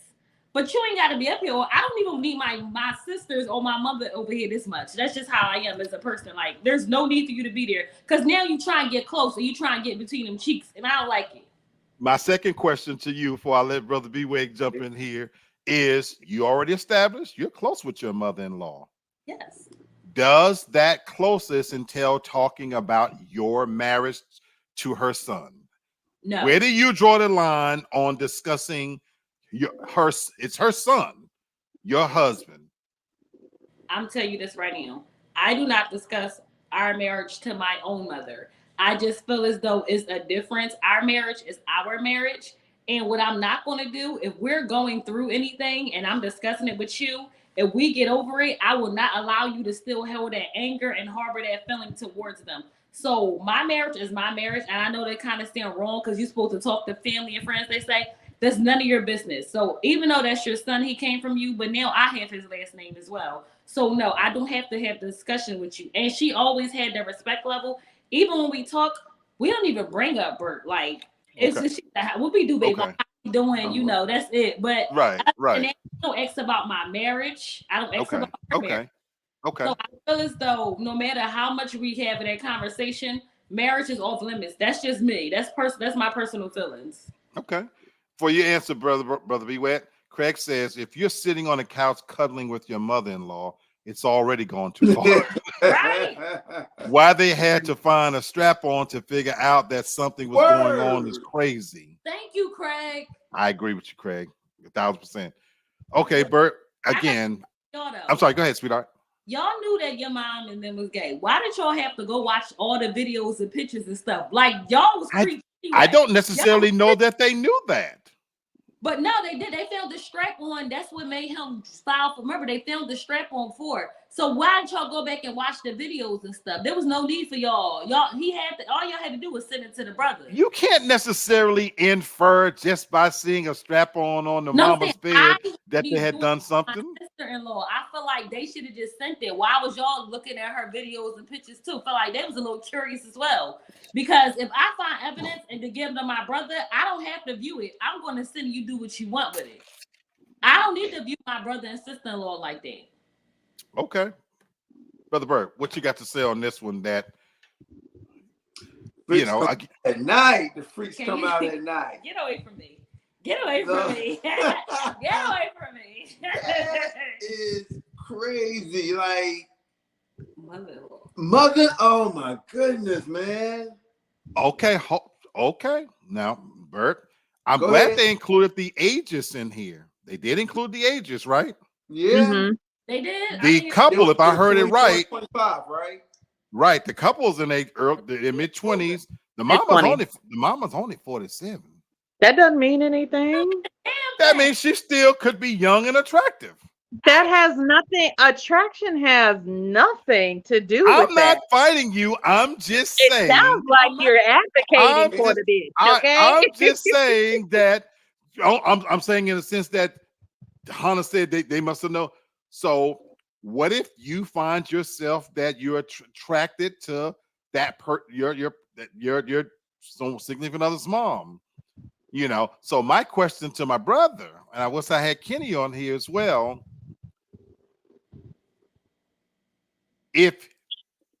How do you handle a situation? Because we're gonna be honest, this is called real talk. This is called real talk for a reason. And Craig, I would love to hear your opinion on this as well. Because Craig says, I think the daughter-in-law turned the mother out. I'm glad you said it that way, Craig. I'm glad you said it that way, Craig. Because maybe she woke something up in the mom, you know, that maybe the mom didn't even know was there. I ain't gonna say know was there, but was hidden. But here's my thing, though. I want to ask this of my brothers and choose the answer you're at your own risk. How do you handle when you're in a relationship and you're around a family member that, let's keep it funky, let's keep it a buck, when that family member is attractive? Tasha says that doesn't matter, but as a man, I ask it a different way. Does it even matter to you? Do you see that? I know I would, but how do you handle when your significant other, girlfriend, wife, you know, and for women, y'all can answer this too. When they got a family member, let's face it, that is attractive. To me, I mean, you're going to see it. I mean, we're not going to sit up here and hide and be lying. Yeah, you're going to see the person is attractive, but at the end of the day, it's always about that's family. That's disrespectful. I never moved that way, man. That's just not me. I mean, it's just not. No, man. How would you deal with Be Wet? That family member, Hannah's got a cousin. Okay. She bad. I'm talking about big old plump titties, fat pumping ass, dick sucking lips, pretty skin, and just as freaky as she want to be. And she just love you. Every time she come up, oh, Hannah, blah, blah, blah. How do you deal with her, brother? We know how you would deal with it. you can't infer. Yes, we do. We know exactly how you would deal with it. I'm only talking about what you see. Okay, right. I'm only saying what you see. We know you're a damn walking red flag. Yeah. Okay, answer the question. Be what? I'm just saying. I would tell them that would be what be going through my head, though, Tasha. I wouldn't say that out loud, but I would be thinking it. Hannah, get out the room so we can hear what B Web has to say. Just go out of the room. Answer again, Black. Answer the damn Yeah. we picked up the more. How would you? Because that's why I said we keep it in a buck. Okay. Greg, I'm waiting on you too. Keeping it a buck. You're in a relationship with somebody, and they got a fine ass family member that is close to you. It don't have to necessarily be coming on to you. How do you deal with that? I had to make sure I keep some type of distance. That's the answer I want to hear. Because I wouldn't want her to feel no type of, even though I know it's nothing there, I know a lot of times things are predicated off of looks. You know what I'm saying? Because I'm sure that if her cousin wasn't attractive, she probably wouldn't think too much of it. But since she is, you know what I mean? There's gonna be some type of that's what I wanted to hear. And I'm gonna say vice versa. If I had a male cousin, Sir, you like butt. It don't matter. See, I'm not the only one. See, I'm not the only one. See, I will feel no, but there's a like, difference in what y'all how talking about. I be all there, all in the middle. Like, what y'all doing? Yeah, I'm laughing too. Ha ha ha, nigga. Yeah. Oh, so that's what I'm saying though. There's a difference though, and I believe in how B Wet would handle it than how Black would handle it. Because I think your ass would give in to temptation. Now you done broke the family. Now you done fuck. Now Black done fuck cousin Faith. Okay, that's what happened. Black fuck Faith. Okay? You don't have no faith in me. You don't have no faith in me that I would be faithful. No. You were full every time. No, I have been in this situation. I have been in this situation. I'm glad you went here, Tasha, because I know you. Hold on, before she say this, me and Tasha just had a conversation last night, and we were talking about threesomes and how words. Black, he was the finest motherfucker. So I know you see shit. Go ahead. Now, this guy that I dated, I'm very attracted to him, very much my type and everything. And I hadn't really ever gone around like his extended family or anything until after like his dad had passed, and I got to see like his dad's side of his family. He had this one cousin, and I know this probably doesn't ring a lot to this crowd. And if anybody knows who Chris Daughtry is, like the singer from like American Idol, his cousin looked just like Chris Daughtry, just like him. Super handsome, super personable, super. And he asked me like after like we had like left the house, he was like, he said, what did he say to me? Like, oh, my family makes like a lot of fine white men. I'm like, you ain't lying, but I ain't going back around there no more. No, I ain't going back around there. No, because I love your answer though. I love your answer because again, that's what I was looking for is an honest answer of being aware. Because sometimes we like to pretend that we don't see that the person is attractive, and that's just not realistic. Craig says, wait a minute. Hold on. Before you read Craig's comment, hold on. Okay. There's a difference though between acknowledging and seeing the attractiveness and ogling I agree. I'm not disagreeing with you. I'm not. And you X-ray. You ogle, you X-ray. You don't just like look and like this. You goddamn, you be making side comments. Hold on, I'm telling you right, but I'm saying it to you. Okay, so is it wrong for me to say, let's say if I'm with my wife or whatever? Yes, that's wrong, Black. That's wrong. Hold on, ladies. So you telling me rather than I'm not saying I want to fuck the person, but my thing is you telling me I can't say, okay, no. if I looked up and said, baby, no. Fat ass on her. That will get you embarrassed at the get together. That's gonna get you better not fucking say that. That's gonna get you knocked the fuck out. That's gonna get you sweat and a drink poured on you. Black. I don't condone domestic violence, but it's gonna get real domestic that day. Because you disrespecting me as your spouse to say that. I don't see that as disrespectful, Hannah. I don't see that as disrespectful. That is disrespectful. You know you got an attractive cousin. Me acknowledging that and saying that, saying, baby, she's nice looking. That's disrespectful.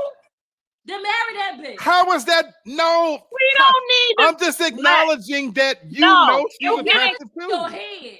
You can acknowledge in your head, and you can acknowledge without sound effects and without X-raying and following. That's not X-raying. Because now it's out of my system. It's out in the now. I'm not saying that if I keep looking and follow her all through the room, but I'm saying if you walk in the room, Tasha, and I'm just simply saying, oh, wait a minute, who's that?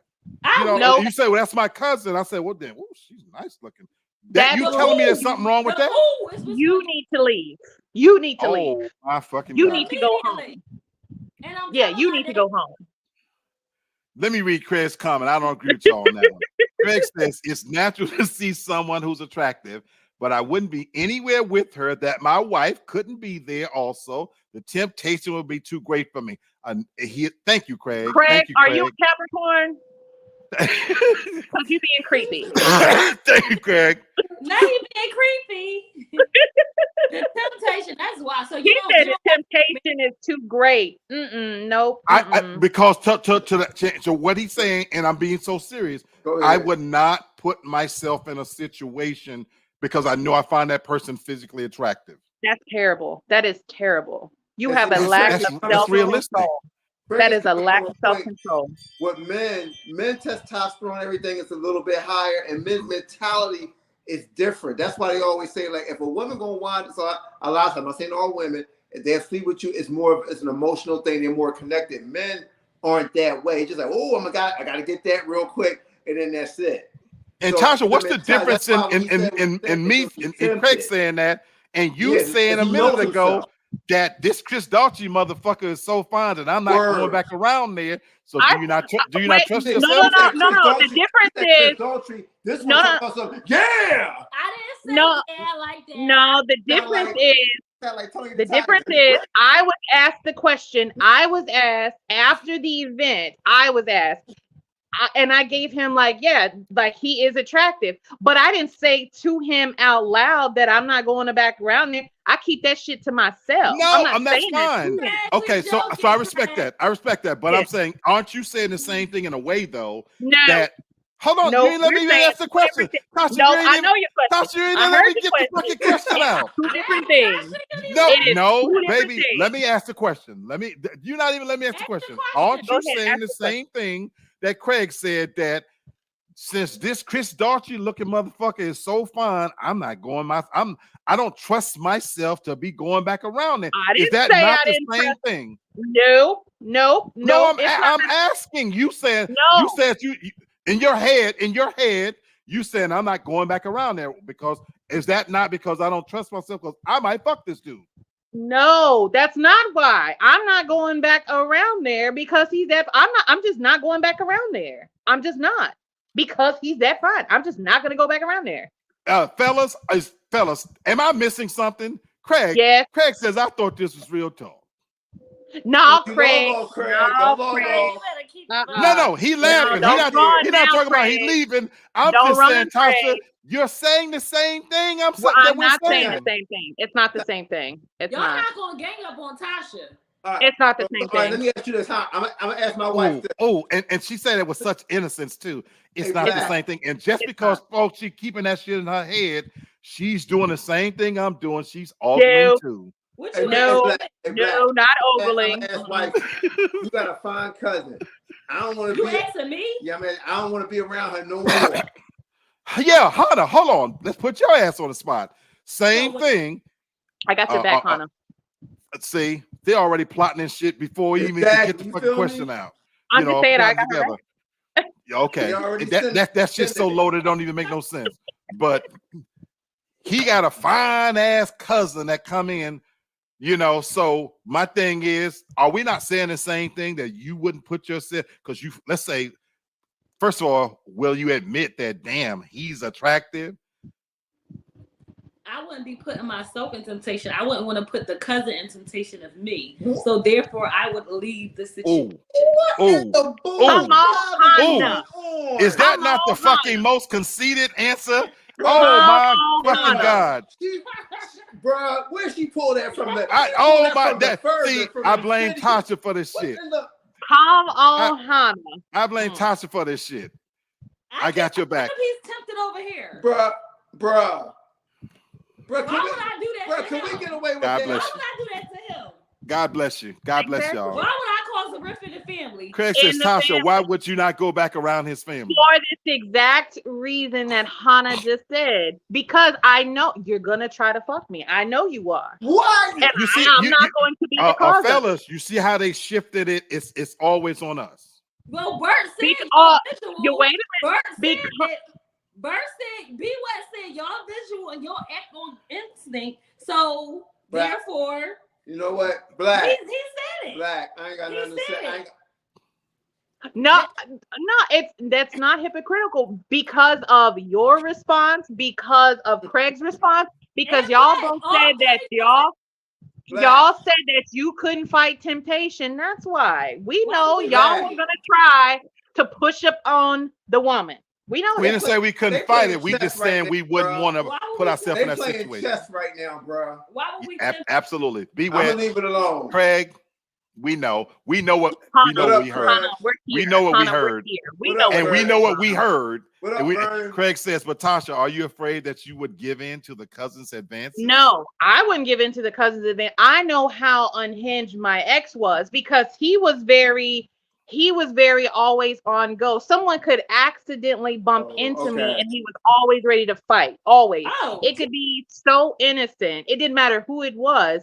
He was just always on edge. So no, All I right, don't want you just trying to fight your family because it ain't like that. Like I'm not, it's just not Fellas, like that. I'm going to show the next video because we know that women, they don't fall temptation to these No. kind of things. at all. Not like y'all do. Not like y'all do. And then she gotta just end it still. Okay. Not like y'all do. It's different. It's different. It's different. It's different. Okay. Oh my God. Okay, here we go. Now we're gonna end it on a three-parter. It looks like this says part one of a three full story. So I don't know what this is. Full Okay, story. let me tell you, this is a long story. Everybody just let them get through all three parts because there's a lot to go in here. I really wish you would do a different one, but like another one after this because there was one more. But no, still do this one. Okay. But just it's gonna be hard once you hear what's going on. Just hold it in, okay? Okay, so it's best to hit it to play all three parts of this to get it in. Okay, so Before everybody gives an answer. Yeah. Okay, here's part one of a three-parter. Am I the asshole? Here we go. The good thing, this is only a minute 20 seconds, so hang on.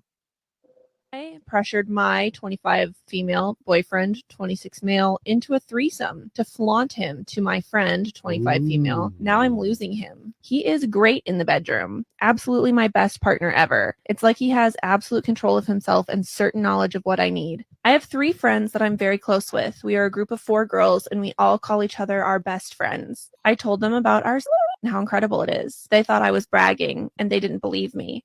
Especially one of them. Let's call her Michelle. So in the heat of the moment, I said, I'll let her experience it herself. I asked my boyfriend if he would like to have a threesome with Michelle. He declined immediately and told me he didn't think it was a good idea. He asked if I was bi and if I was attracted to Michelle. I said no. I told him I thought it would be fun and pressured him to agree. It's always good to pressure your partner. Wonderful to pressure something even you don't want. Several days later, we met with Michelle in our apartment.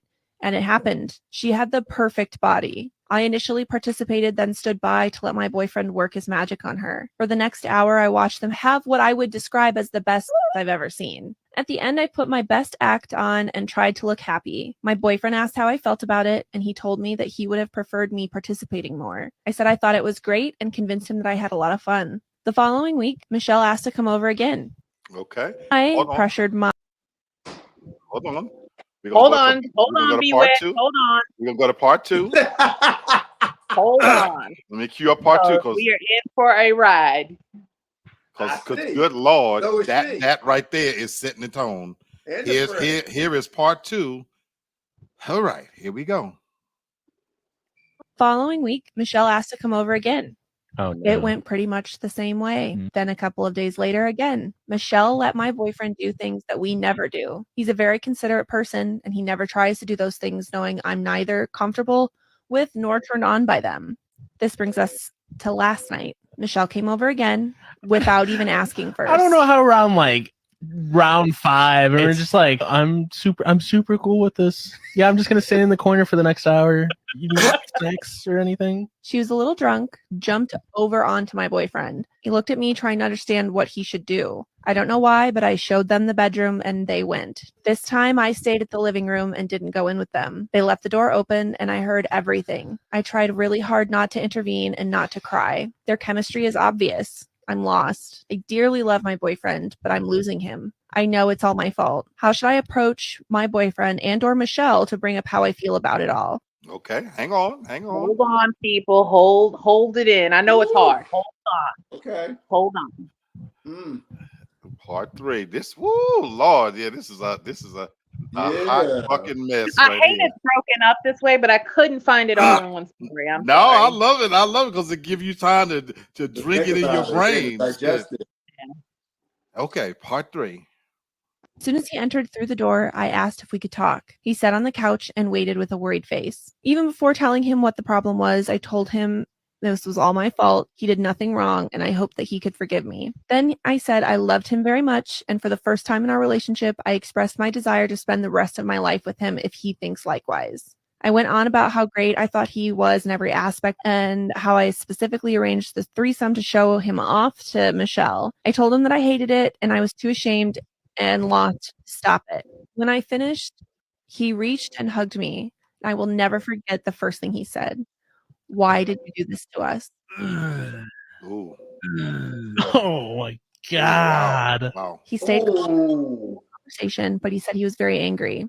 Apart from the motivation of the threesome, he said that it was so wrong to lead him to believe that I was enjoying it. Said he didn't like it on a deeper level because he is strictly monogamous. Ooh. He added that we would need time to recover, but we would be fine and that he loved me very much. He proceeded to get his phone to text Michelle. He texted her a simple and formal, "Hey, Michelle, gotta say this really quick. I'm not comfortable anymore with the unspoken agreement we have. I hope you understand." He also told me that he was okay with me seeing my friends, but he didn't want to contact them, especially Michelle, for a while.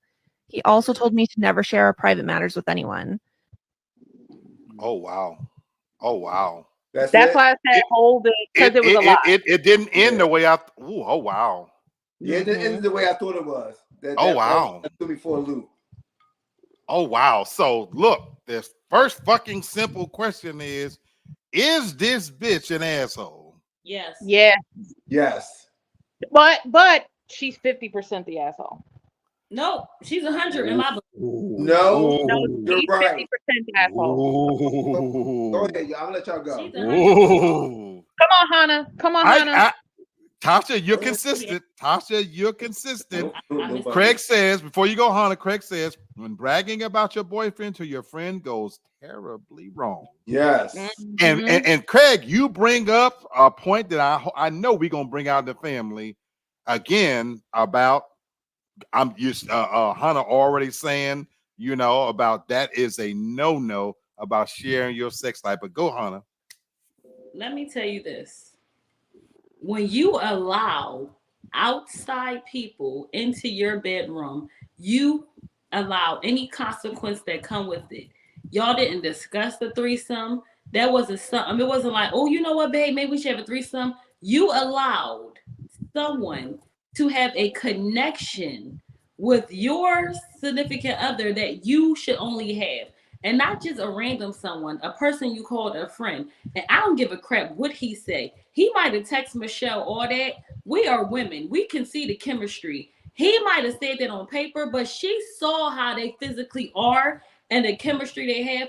I believe when he said, "Why'd you do this to us?" I believe in his mind, he was really saying, "Why did you allow me to have this connection with someone else when it should have just been you?" He didn't even know something else like that was out there until her stupid ass introduced it. You can brag. I don't brag on, I don't brag on what goes down when it goes down, but it's none of your business. But you can say, yes, I have a good man without inviting him into your bedroom. She messed up. And he gonna tell her don't contact Michelle. Michelle did nothing wrong. You invited her in your house. Y'all treat Michelle like she's wrong, and she's not wrong. She invited her in. So why are you not being her friend anymore? Because you got jealous, and you can only be jealous because you allowed to allow yourself to invite another woman in your bedroom. I'm sorry, she's wrong. She's 100% wrong. She's 100% the asshole for me. I do not blame the man because she introduced it into the relationship, not him. If they discussed it and then it went crazy after they discussed it, then I'd be like, okay, maybe he shares blame, but he can't share blame when she bring it into the house. Question, Sister Hannah. Have you ever, I know where we are now, you're a mature married woman. This is called real talk. And I just want to, have you ever, you've all in your life, being young, whatever, you've never told another female about how good sex was with the ex or whatever?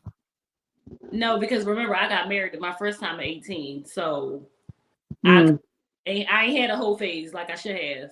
Okay, beautiful. So Too late. I'm I'm just glad kidding. you I'm said just that. kidding So anyway. I'm glad you late. said, and I love that. So, question, because you actually have female friends. Yes. Have any of them now or even in the past done this? Shared with the female group? Ooh, girl, this, that, and the other. Has that ever happened? I have one friend because she was messing with a basketball player. We will not name names on here. And she talked about it because Okay. of how the player status was. However, other than that, honestly, me and my girls talk about it. We're a weird bunch of women because we don't really talk about our significant. We talk about significant others when it comes for like different things, but when it comes to sexual, we don't go that deep. Which I just want to see what your experience is, because No pun intended. I all my life have had female friends, and yeah, I'm going to go someplace. I'm going to go someplace real, yeah. but I want to see what your personal experience is. Brother B Wet, on this scenario, obviously, You gotta go. is she an asshole? I think we all agree. Go You ahead, my gotta brother. sit up. Go Come ahead, on, my B-Wet. brother. Because You ain't getting go no ahead, my threesome. brother. Go ahead, my brother. You can snap all you want. You ain't getting no threesome. Look. That man didn't even ask for that. Oh, because that was gonna be my. Yeah. Because I had that question for you guys too. Like, would you guys ever do that now? Like, as a married I couple, don't like, do would you ever this do? show. It wouldn't be a threesome. It'd just be pounding her because I'm not eating no coochie and you not eating mine. What if it's another guy? Never mind. Just let me get out Oh, y'all's business. see, Let me just Tasha get out. always got to fuck it up, but go ahead. Well, Bert Sorry. will go crazy. Tasha, that one last since Bert is a Neanderthal. Look. I'm just asking. Look. The boyfriend, that nigga got game. Why are you so far up?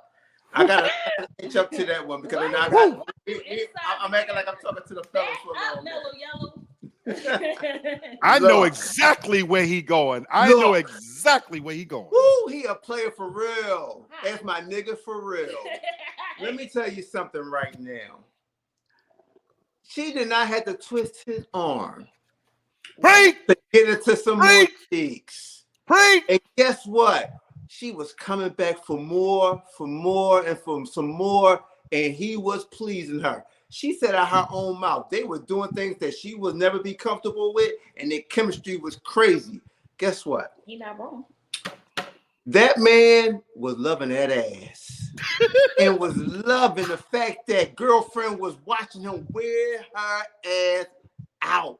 Now, when he said, why did you introduce this into our relationship? That nigga got a get out of jail free card. I'm going to tell you how. Let me peep game to you. Whatever. Right? You a hater. Yes. Because she started it and she initiated it, he can always fall back. I ain't the one that said I want to do anything with her.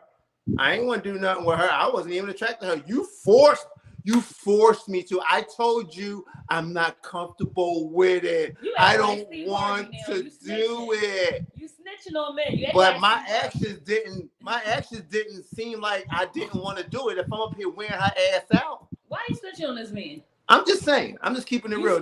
We keeping it real. Talk, right? He keeping it real. Talk, right? You Bert Harvey. We real talk, right? No, it ain't Bert Harvey. This is real rap. Because I don't like the fact that because you up there going to tell her, oh, why'd you bring that into my relationship? She did. Why'd you do this to me? I'm so innocent. Nigga, you was pounding that out. You saw that, you went for it, and you did what you did.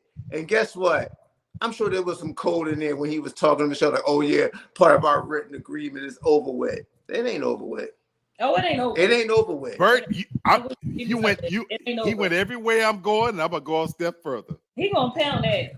But I got to hear this next take, and she is consistent. She is consistent. Tasha, enlighten us how it's 50% his fault. It is 50. It's 50-50 on both of them. The friend has no blame in this. Now, in this sense, the friend, she should have been fought the friend. Now I gotta go fight her, and we can't be friends anymore. Hold on, why you gotta fight the friend? Hold on, what is this my take? Do I not hate the friend? This is why. Okay, I say 50% that she's the asshole for all the reasons that Hannah laid out. 50% because you went and you talked about random dick. You talked about your dick to your friends. You talked about how good it was. You talked about so good that you decided you wanted to share the wealth. Okay. You can't share it. You could brag about it. You can't share it. Okay. So, but then the friend, what the reason why I say you can't be friends with her anymore and you need to fight her is because she felt so comfortable to keep coming over there and jumping on top of your dick in front of you when you weren't even inviting her over. That's why I'm saying now you gotta fight. You definitely gotta fight her. Okay. You have to fight her. Okay. And You you got a have point. to unfriend her. Okay. You got a little point. Now, I agree on it. for the 50% on him, because of the way that he's just going to say, how could you do this to us? Sir, if I'm not mistaken, a few times I wasn't even a part of it, okay? I wasn't even in there sometimes. You went along with it. And then to make matters worse, you exchanged phone numbers with her. So now you're trying to make it seem like that it was all on me when you didn't want to do it. Yes, you did. Yes, you did. You wanted to. Your dick got hard every time, didn't it? You did some Thank shit you. every time. You know what I mean? Yeah. So, and then on top of that, what makes it worse is the fact that she sat there and she told that man, she made the ultimate mistake. She told that man that she was interested in having a long-term relationship with her, and she didn't see the red flag by how he turned everything around on her. Bitch, get out. Now you got to go fuck his friend, or you got to go fuck his brother. You got to go fuck his daddy. I'm getting my lick back now. Ain't Even no though lick to get. no. Even though I brought it up, you still each time decided that you wanted to do. I don't care if I was in the other room. Now I feel like I deserve some get back. I'm getting me some get back dick. And I'm doing it in the house, in the bedroom. I'm doing it like that. You can't do Thank that. you for coming to my TED Talk. I agree with that, Tasha.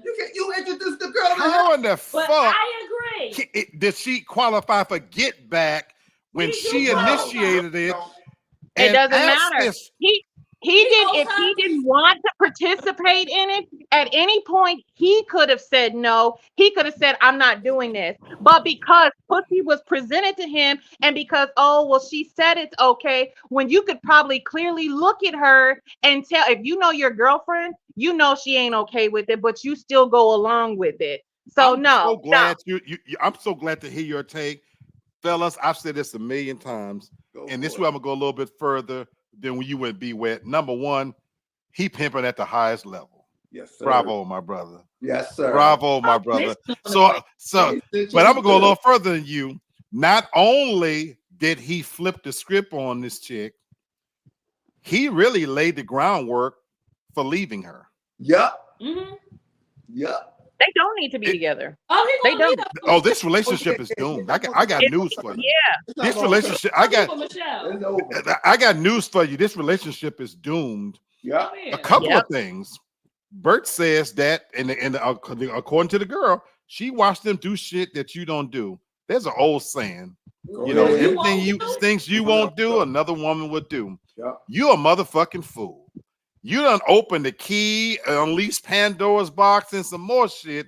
So whatever you wasn't doing, sucking dick, sucking toes, eating ass, all of the type of shit that we like to do, this girlfriend was willing to do. And so you can't get used to eating steak and go back to eating spam, bitch. Now you think he gonna go back to your sad, tired, boring ass sex where you don't want to suck dick and lick balls at the same time with ice in your mouth? You dirty, nasty, no good, dumb bitch, you. This girlfriend is doing all of the shit that he likes, and she done introduced him and opened up a whole new world. What's more is the fact that now you expect him to respect you because he's right in that sense of, why did you do this to us? You must have didn't think this was enough, bitch, that you thought you should introduce something else into this relationship. So I'll keep fucking you until I'm tired of your ass. And you've given me just like Tasha talked about some get back and get dick, you've given me the keys to say, well, you know what? I realize whatever time limit he want to put on it, where he can pull that card and say, the more I've thought about this, I never was able to get over what you did to us. Bye, bitch. Bye, bitch. Now I don't agree with Tasha at all that she deserves any type of get back dick. You get Get some good. exactly what you deserve, because now if you cheat, I'm choking your motherfucking ass because you're cheating. no. He's not cheating. You're inviting That's this right. situation, and It's so still cheating. that is not cheating because It's she sanctioned initiated cheating. this. That is It's not sanctioned cheating. cheating. That is It's not sanctioned, cheating. but it's still cheating. That It's sanctioned, I but don't it's see. still I don't cheating. see. Well, I don't see that as cheating All because parties agree. you All you parties initiated this. You asked for this. It's How still the fuck cheating. you gonna ask for me to cook you a meal and then turn around and say you don't like the meal because I cooked it? And So that's no. you should have stepped your game up. If you see your girl up there doing me better, just step your game up. Kick her out the bedroom. What's up? What you doing? Why you? Why you? Honey and playing Tasha, I want to ask y'all the same question because Tasha, I'm asking you first. Curious. This is just a curious question because I'm saving my brother for last because we're men. Have you ever told? I know this is a hard question because you don't really have a whole lot of female friends, but have you ever told any females that, hey, this about sex with somebody? Sex with them? Yeah. So you have. Yeah. Oh. Okay. Okay. Okay. You want me to give you an example? I do. Give you an example? I got you. I got you right here. I'm listening. The chick that I'm not friends with anymore. Okay, G. Okay. Right. Right. We're not friends anymore. I used to talk to her about Ike. Now, Ike asked me. He asked me about sleeping with her. I'm like, look, she's not gonna do it. I'm telling you now. And me and him, not a relationship at all. We've never been in a relationship. This is my situationship. Okay. Right. He asked me about sleeping with her. I'm like, you can try. I'm telling you, she ain't gonna go because it's been years since she's had sex. She's not gonna do it. I said, but understand, if you sleep with her, you and I will never sleep together again. Oh. Yeah. Oh, wow. I didn't sound like you can't, but once you sleep with her, you can never have me again. Never. You know what? You're very consistent. I'm curious for you, McMack.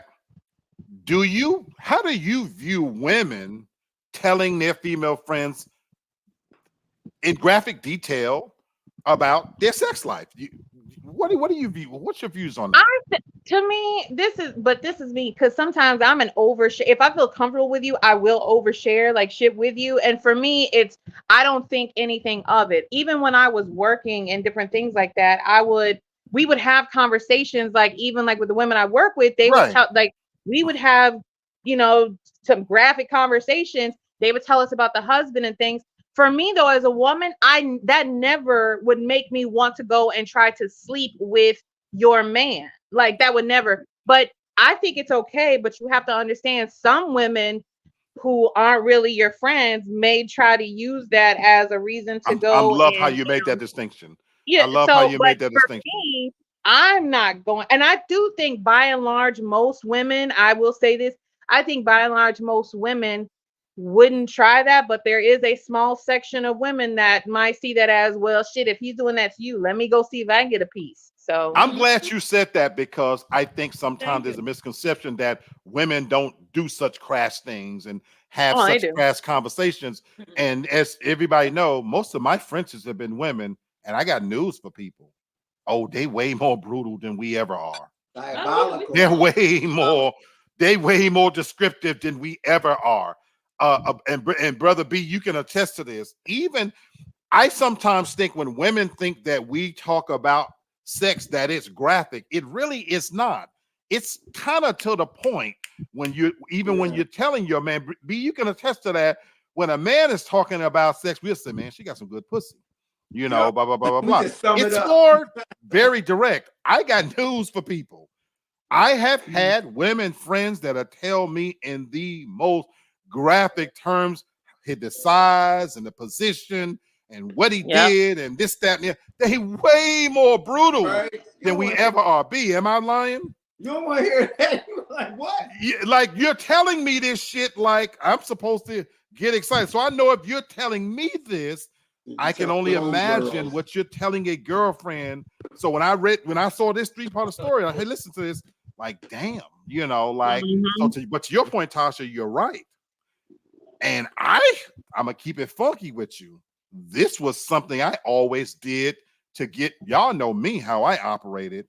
I used that kind of strategy when I met somebody. I know I'm gonna fuck some of their friends because I want you to go back and tell them how I treated you.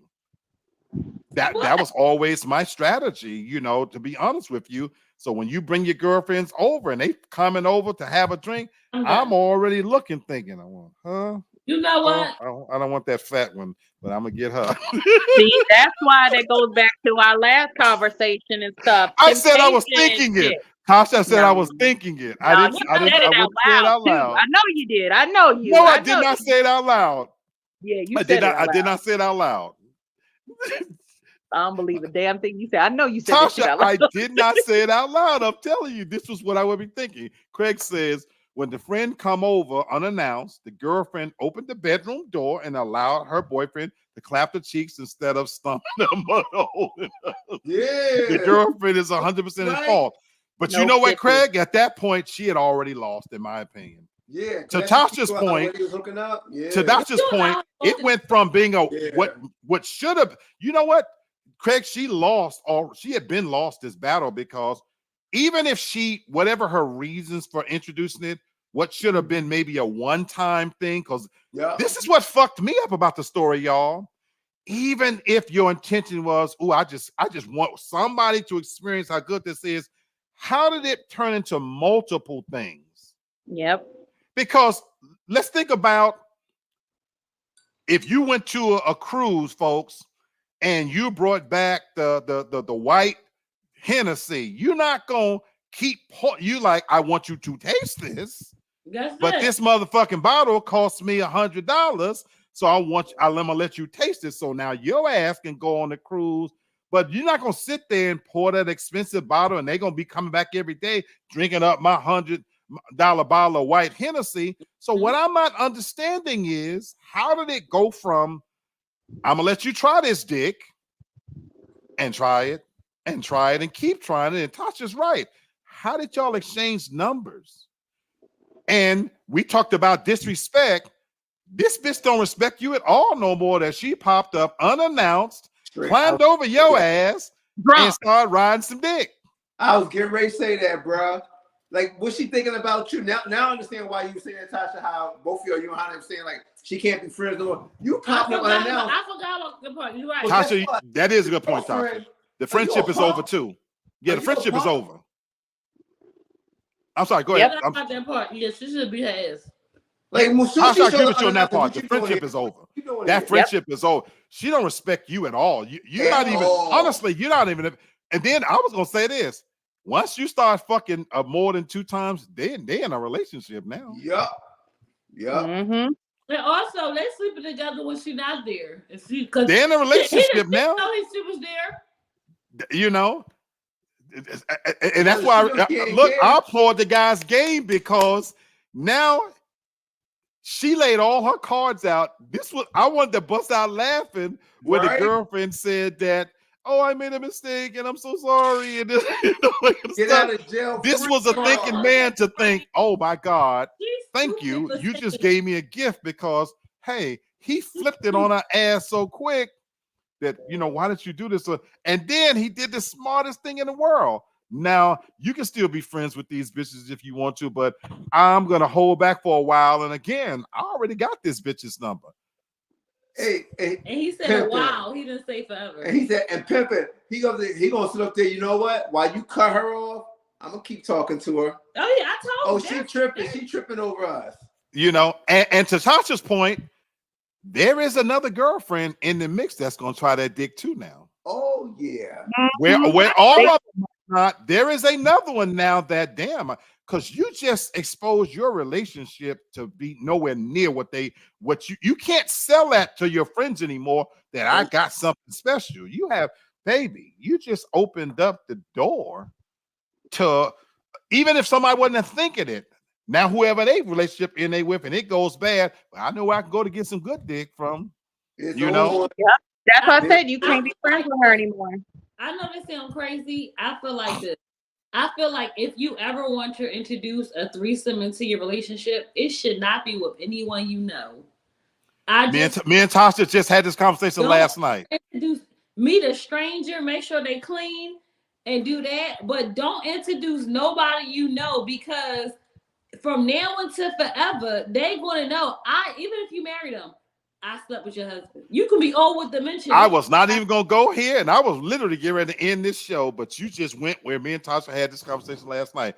Bert, I gotta ask you, and Craig, I gotta ask you if you still watching. Do you agree with Hannah and Tasha? They both Tasha said the exact same thing, Hannah, that if there is a threesome, it should be with strangers for the exact same reasons. I have said all of the threesomes I've been in. Tasha said that what for her was unexpected, it wasn't planned, and it should be strangers. Every threesome I have ever been in has been planned. I want to know your thoughts, Bert, because maybe I'm just fucked up in the way I do things. But as a man, where do you stand? Should they, if there was a threesome? I ain't talking about just not with your wife, but just in general. How do you feel about the rules? Should a threesome be with strangers, or should you know the people, know the persons? I think you should know them. And the reason why, that's my dog. Because the fact of the matter is, you'll know how clean they are. You know they have it. Wait. Let him finish. Let him finish. In a nutshell, you gonna know. Y'all know certain things about each other. Let's keep it real. Y'all know certain things about it, whether it's a dirty bitch or whatever the case might be. You already know. So yeah, I have a question. Know that chick that taking that chance and invite some stranger. You don't know what that person could do to both of us. Tasha, you don't know what their agenda is. You don't know what. I'd rather you go ahead with somebody that you do know. And we keep it all on the family. You know what I mean? Oh, that's my dog. That's my dog. Tasha, what's your question? I have a question. I have a question. No, don't go to blinking now. No, ain't nobody finna come say it now. No, this is my question. I know Hannah's gonna know what I'm talking about from this. So you mean to tell? So it for the threesome for you, if you were going to do it, would it have to be with another woman or could it be with another man? It's gonna have to be with another woman. Come on, Tasha. Come on. Okay, so it has to be with another woman. Okay, yeah. So who are you saying? So if that's the case, and you're talking about a threesome with someone that we already know, so that means you already been looking at this bitch. That means that you already been wanting to fuck that bitch. Nah, not necessarily. No, not necessarily. No. Not necessarily. Y'all black Air Force. No. Y'all black Air Force engines. I'm telling you, as a woman, that's what my mindset is. So, you've been looking like this. But guess what? So you have somebody in mind already. I'm gonna let you name her. I'm gonna let you name who you want. I'm not gonna pick out which one of your friends. No, I'm gonna keep it even more real. I'm gonna keep it. So it's gonna be one of my. So you talking about? So wait a minute, Bert. So you saying one of my friends? So you do like one of my friends? I just said I'm not. Hell yes, and I'm gonna tell you why. Hell yes, and I'm gonna tell you why. Going back to that last conversation, we're not going to pretend that if I don't see if you have an attractive girlfriend, Tasha and Hannah, you turned on to the side, Hannah. That doesn't mean that I'm looking at that friend thinking, ooh, I want to fuck her. Exactly. Tasha, Pasha, that doesn't mean that I had it all planned out. I'm only saying, hold on, baby. I'm only saying that if a threesome does come up, I would much rather it be with somebody we know. Because to Bert's point, I'm not gonna pretend that, she's attractive. Yeah, so we were gonna do this. Yeah, because now Tasha, you already ready to speak. I'm gonna feel safer. I know she's clean. Yeah, let's do this. That I don't want no stranger. Let's plan this out, strategize it out. Now, again, it crosses the line when it goes to round 2, round 3, whatever. But if we're doing a threesome and we've discussed it, I would much rather it be with somebody I know that we know.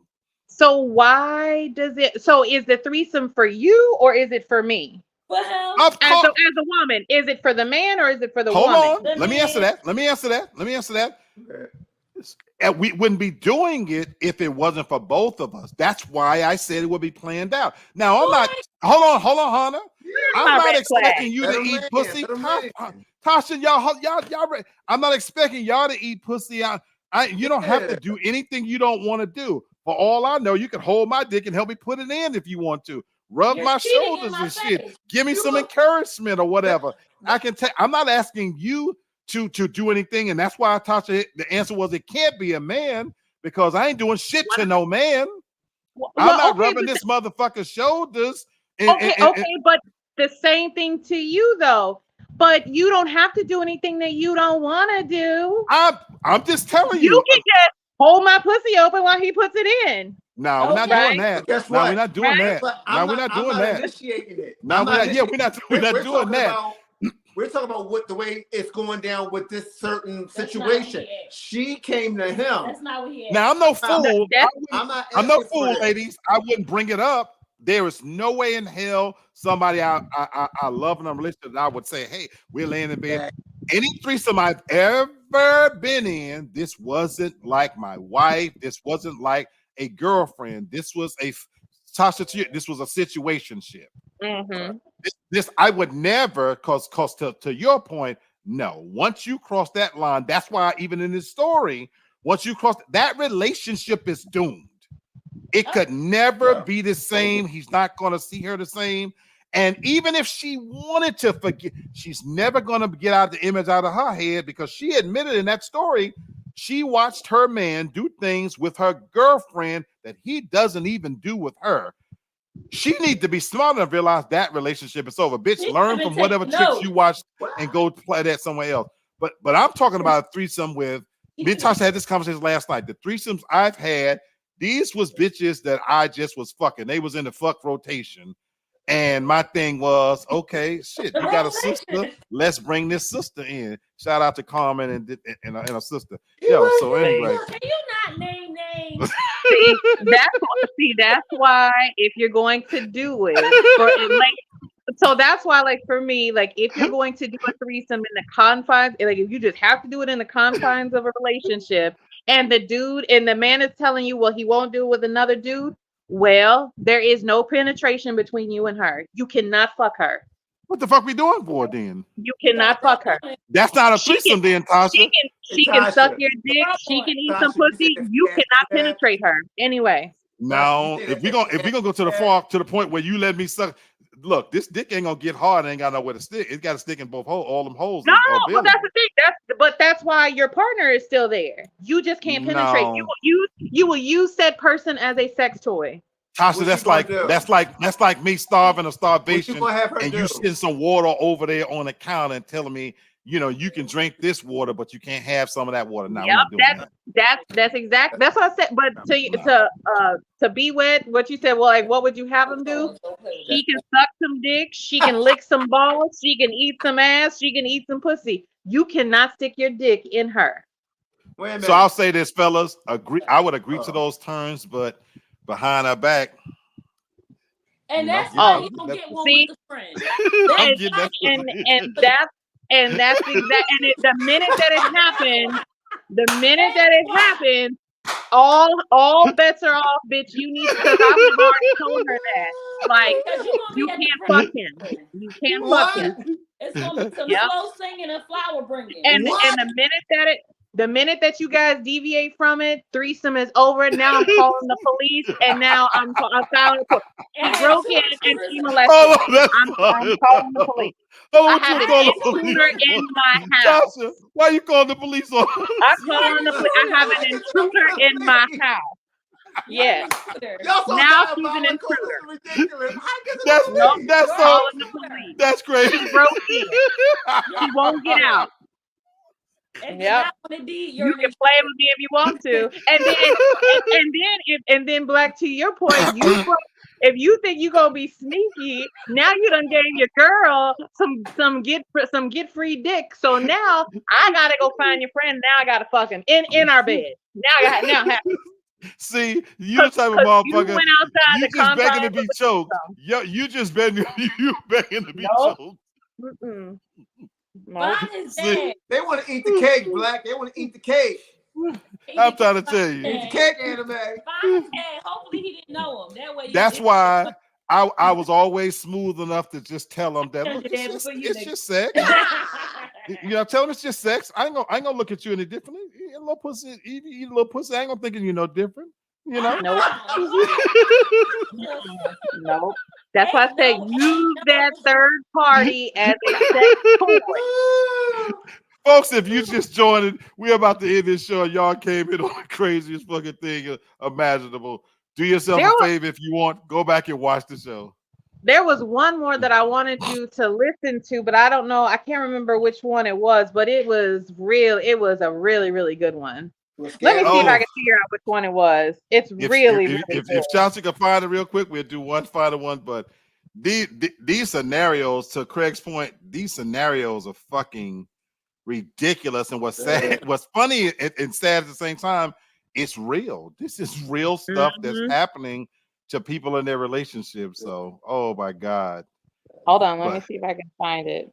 Tasha's looking for a final one. While she's looking for that, I want to share with the family that on Wednesdays, this coming Wednesday, it's going to be our final show before we go on hiatus for the month of July. And the reason why it's going to be the final show even though there'll be another weekend, I will be out of town next weekend at our family reunion. And then my sister's going to be coming to visit for the month of July. So we're going to take a full break. I will still do a couple episodes of TFG Tonight with Brenton Haynes. But we're going to take a break. You know, Tasha and I are going to enjoy the hot summer. Play this last one. Play this last one because this is one that I wanted it to for everybody to hear, to get everybody's thing on. But this last one that I just sent to you is very good. It's very good. You want to talk about playing the long game? Here we go. Okay. Oh, okay, Tasha. Here's our final one for the night. Am I the asshole? All right, here we go. Am I the asshole? ... Who am I kidding? I am definitely the asshole for sleeping with my ex-fiance's affair baby 23 years later. What?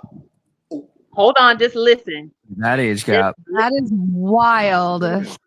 Whoa.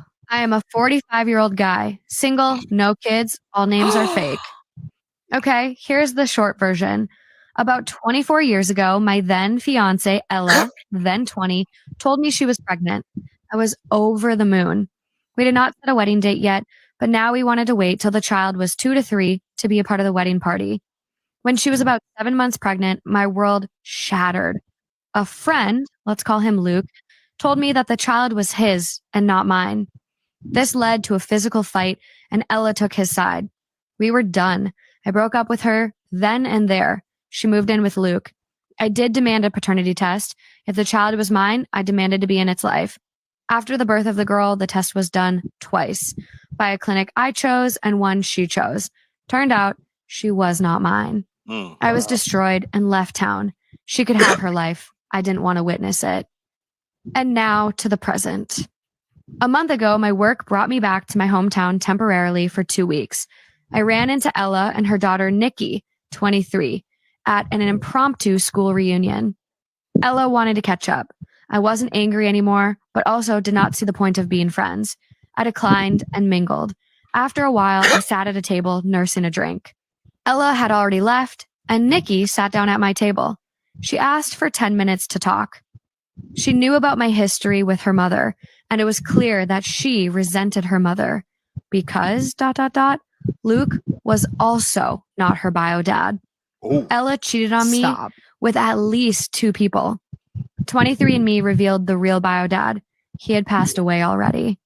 Damn. When Nikki was 7, Luke found out and kicked them out, and it became the scandal. Wow. Nikki was bullied her whole life for being the affair baby. Luke's family disowned her. All of the cousins she was close with were gone all of a sudden. She blamed her mother.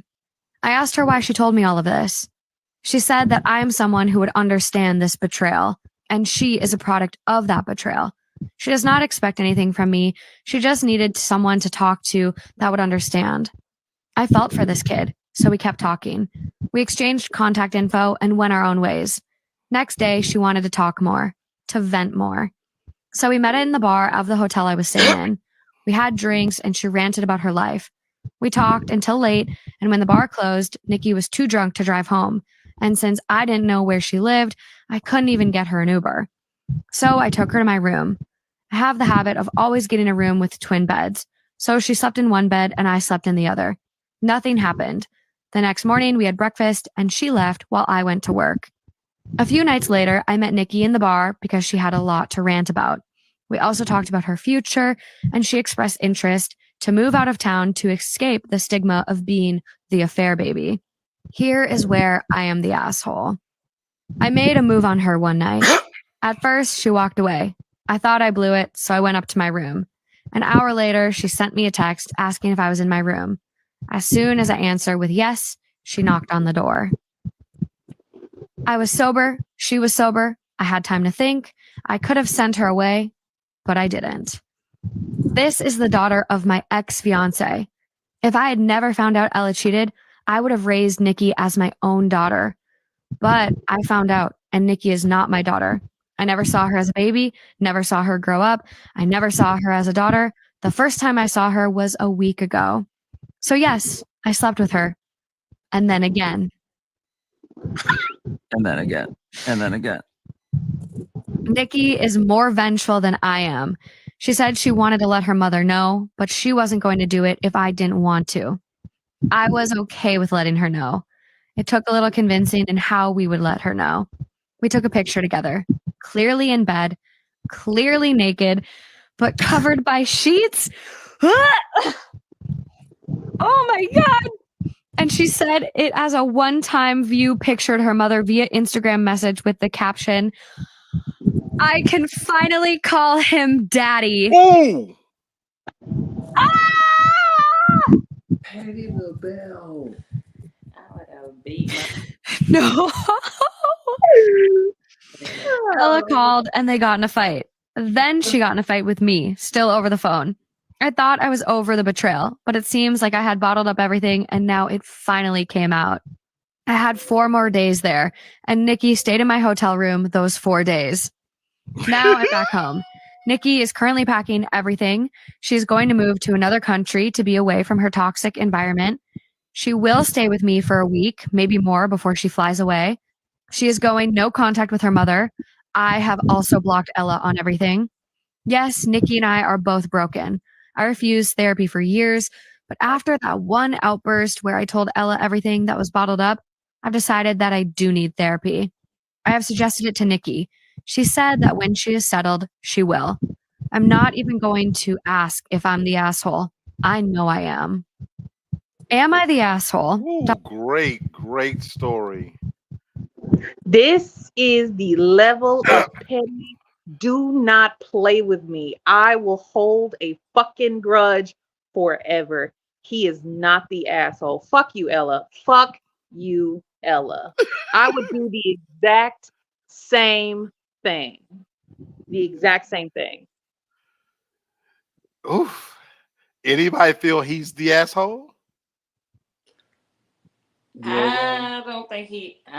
To me, it was just cringy. That's just me. Okay. First of all, you not still need therapy 24 years later. Cut the bullshit. You want to fuck somebody younger. Cut the bullshit. You don't need therapy 24 years later. Y'all just want to do each other. I don't understand why it took you that long to realize that she cheated on you 24 years ago. You're not over it by now. I don't know. It's just weird to me. I just feel like, I mean, they both grown. They could do what they want. But if I thought you were my child, I'm talking about me. If I ever thought for one moment in my life as a mother, if I ever thought you were my child, I couldn't see myself physically going there with you. Because he also said he got 2 DNA tests. So he wanted this to be his child. He didn't just think it. He wanted this person to be his child because you don't need more than one test. If the first one is wrong, then with the first one, you get one. He wanted it to the fact that he got 2 tests. And he didn't say he didn't want Ella no more. He said Ella moved in with Nick. So he still wanted to be with Ella and raise this child. It's because Ella left him for Nick. Ella's a hoe. Ella's an a-hole. She's trifling. She's trash. The mom is trash, 100%.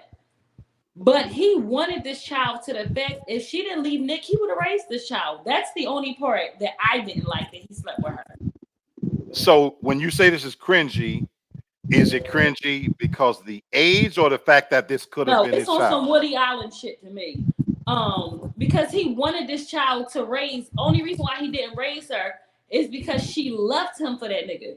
If he didn't leave her, if she didn't leave him, he would have raised this child. The fact that he wanted 2 tests, in his mind, this is my child. Okay. If you don't care, if you cheat and you don't care, he wouldn't have got 1 test.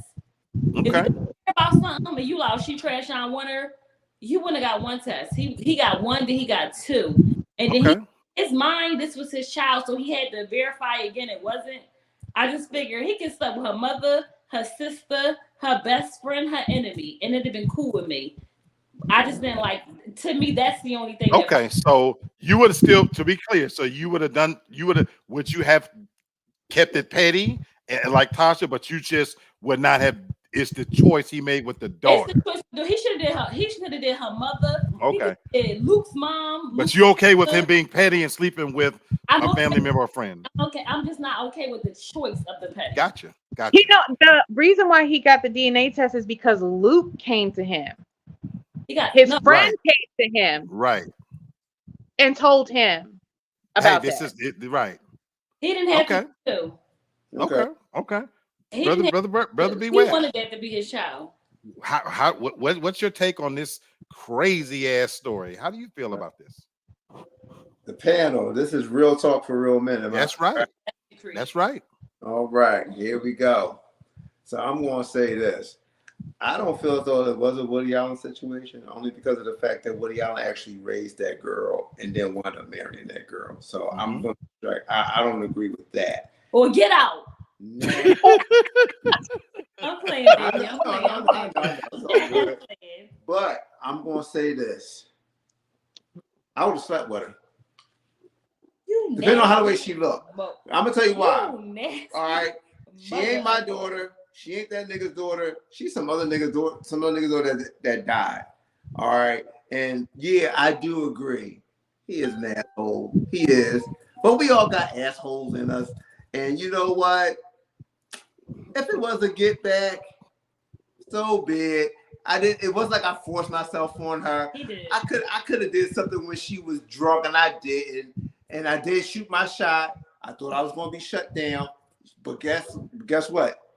She was feeling me. Now the only thing that I think was really an asshole move was the picture. I love it. I get it. He was being Petty Kruger. She was being Petty LaBelle. I get it. But at the end of the day, yeah, I would have slept with her. I'm a Neanderthal. Okay. Hit that up. You a hoe. So I agree with just about everything my brother said. Except that I don't even think he's an asshole. I think he isn't. To your point, I guess what I'm trying to say is all of it was asshole, but so fucking what? Yeah. I would have done every bit of it and delighted in it, because trust and believe, I would have beat the living daylights out of that pussy. And we talked about one of the earlier stories about the sister that gave the sister with the car. Before I left that city, I would have tried to have dinner with Ella so that she could see me with the daughter.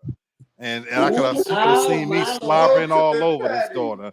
And if I could have got the daughter to go along with it, I would have fucked in the bathroom while we in the restaurant, so that when I come back to the table, then I could say, "Ooh, that pussy was good." So that's how petty I would be about it, because here's where I don't agree with you, Hannah. Hurt can last a lifetime, to be honest with you, and especially if it's betrayal. I don't think there's a time limit on betrayal. If somebody betrays you, I don't necessarily know that you ever get over it, to be honest with you. We bottle it, and so we don't always go to therapy. How you think you need therapy now? You should have got it back then. I didn't say no. So I agree with you on that part. He should have got it, but that's why I'm saying I think most of us, honestly, if I'm going to be honest, are walking around here damaged from decisions that we've made. We don't talk about it in this context, but I think for some people, they never get over when somebody cheats on them or has a baby on them, you know, or even leaves them for some. I think right now there's millions of people walking around and wondering about the one that got away. It don't even have to be betrayal. It's just that from past decisions. And again, they don't go to therapy. But in this case, if he's deciding he feel like he needed now, but am I the only one? That story was so fucking hot. That was like a soft porn story for me. It just turned me on. I just loved every part of it. Just being how it came full circle that you did me wrong and I ran into your door. There's people right now and they ain't even betrayed me. If I run into their daughters, I'm beating them bitches.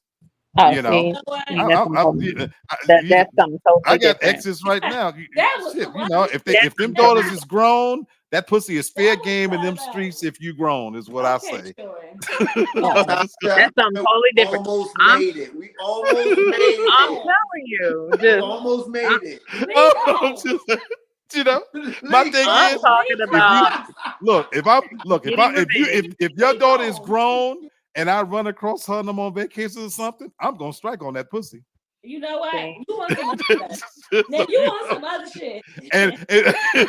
And again, you ain't my daughter. I ain't raised you, so Now, shit, you know. now you don't win 2 motherfucking fights. I was talking about just getting some nice revenge on an ex-fiance. That's what I'm talking about. That is I'm just saying, I'm just going to the next level. Then, hey, I would have been petty, and you could have kept it on this level. Did nobody ask you to go to the next level?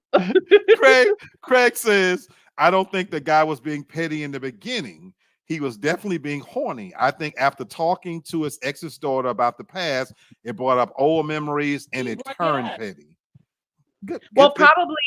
Probably hearing that it wasn't Luke's child either, and then probably finding out not only did she cheat on me with Luke, she had to have cheated with somebody else too, because somebody completely different was so bitch, you did. So bitch, not only did you cheat on me with my friend Luke, you cheated on me with somebody else too. So, and see, for me, none of that wouldn't even matter. If I'm sitting at the table by myself, and when she said you got 10 minutes, and again, to Bert's point, if she looked good, yeah, hell yeah, sit on down, sweetheart. Please vent, and vent some more. You Black, know? you're that uncle that people warn their children about.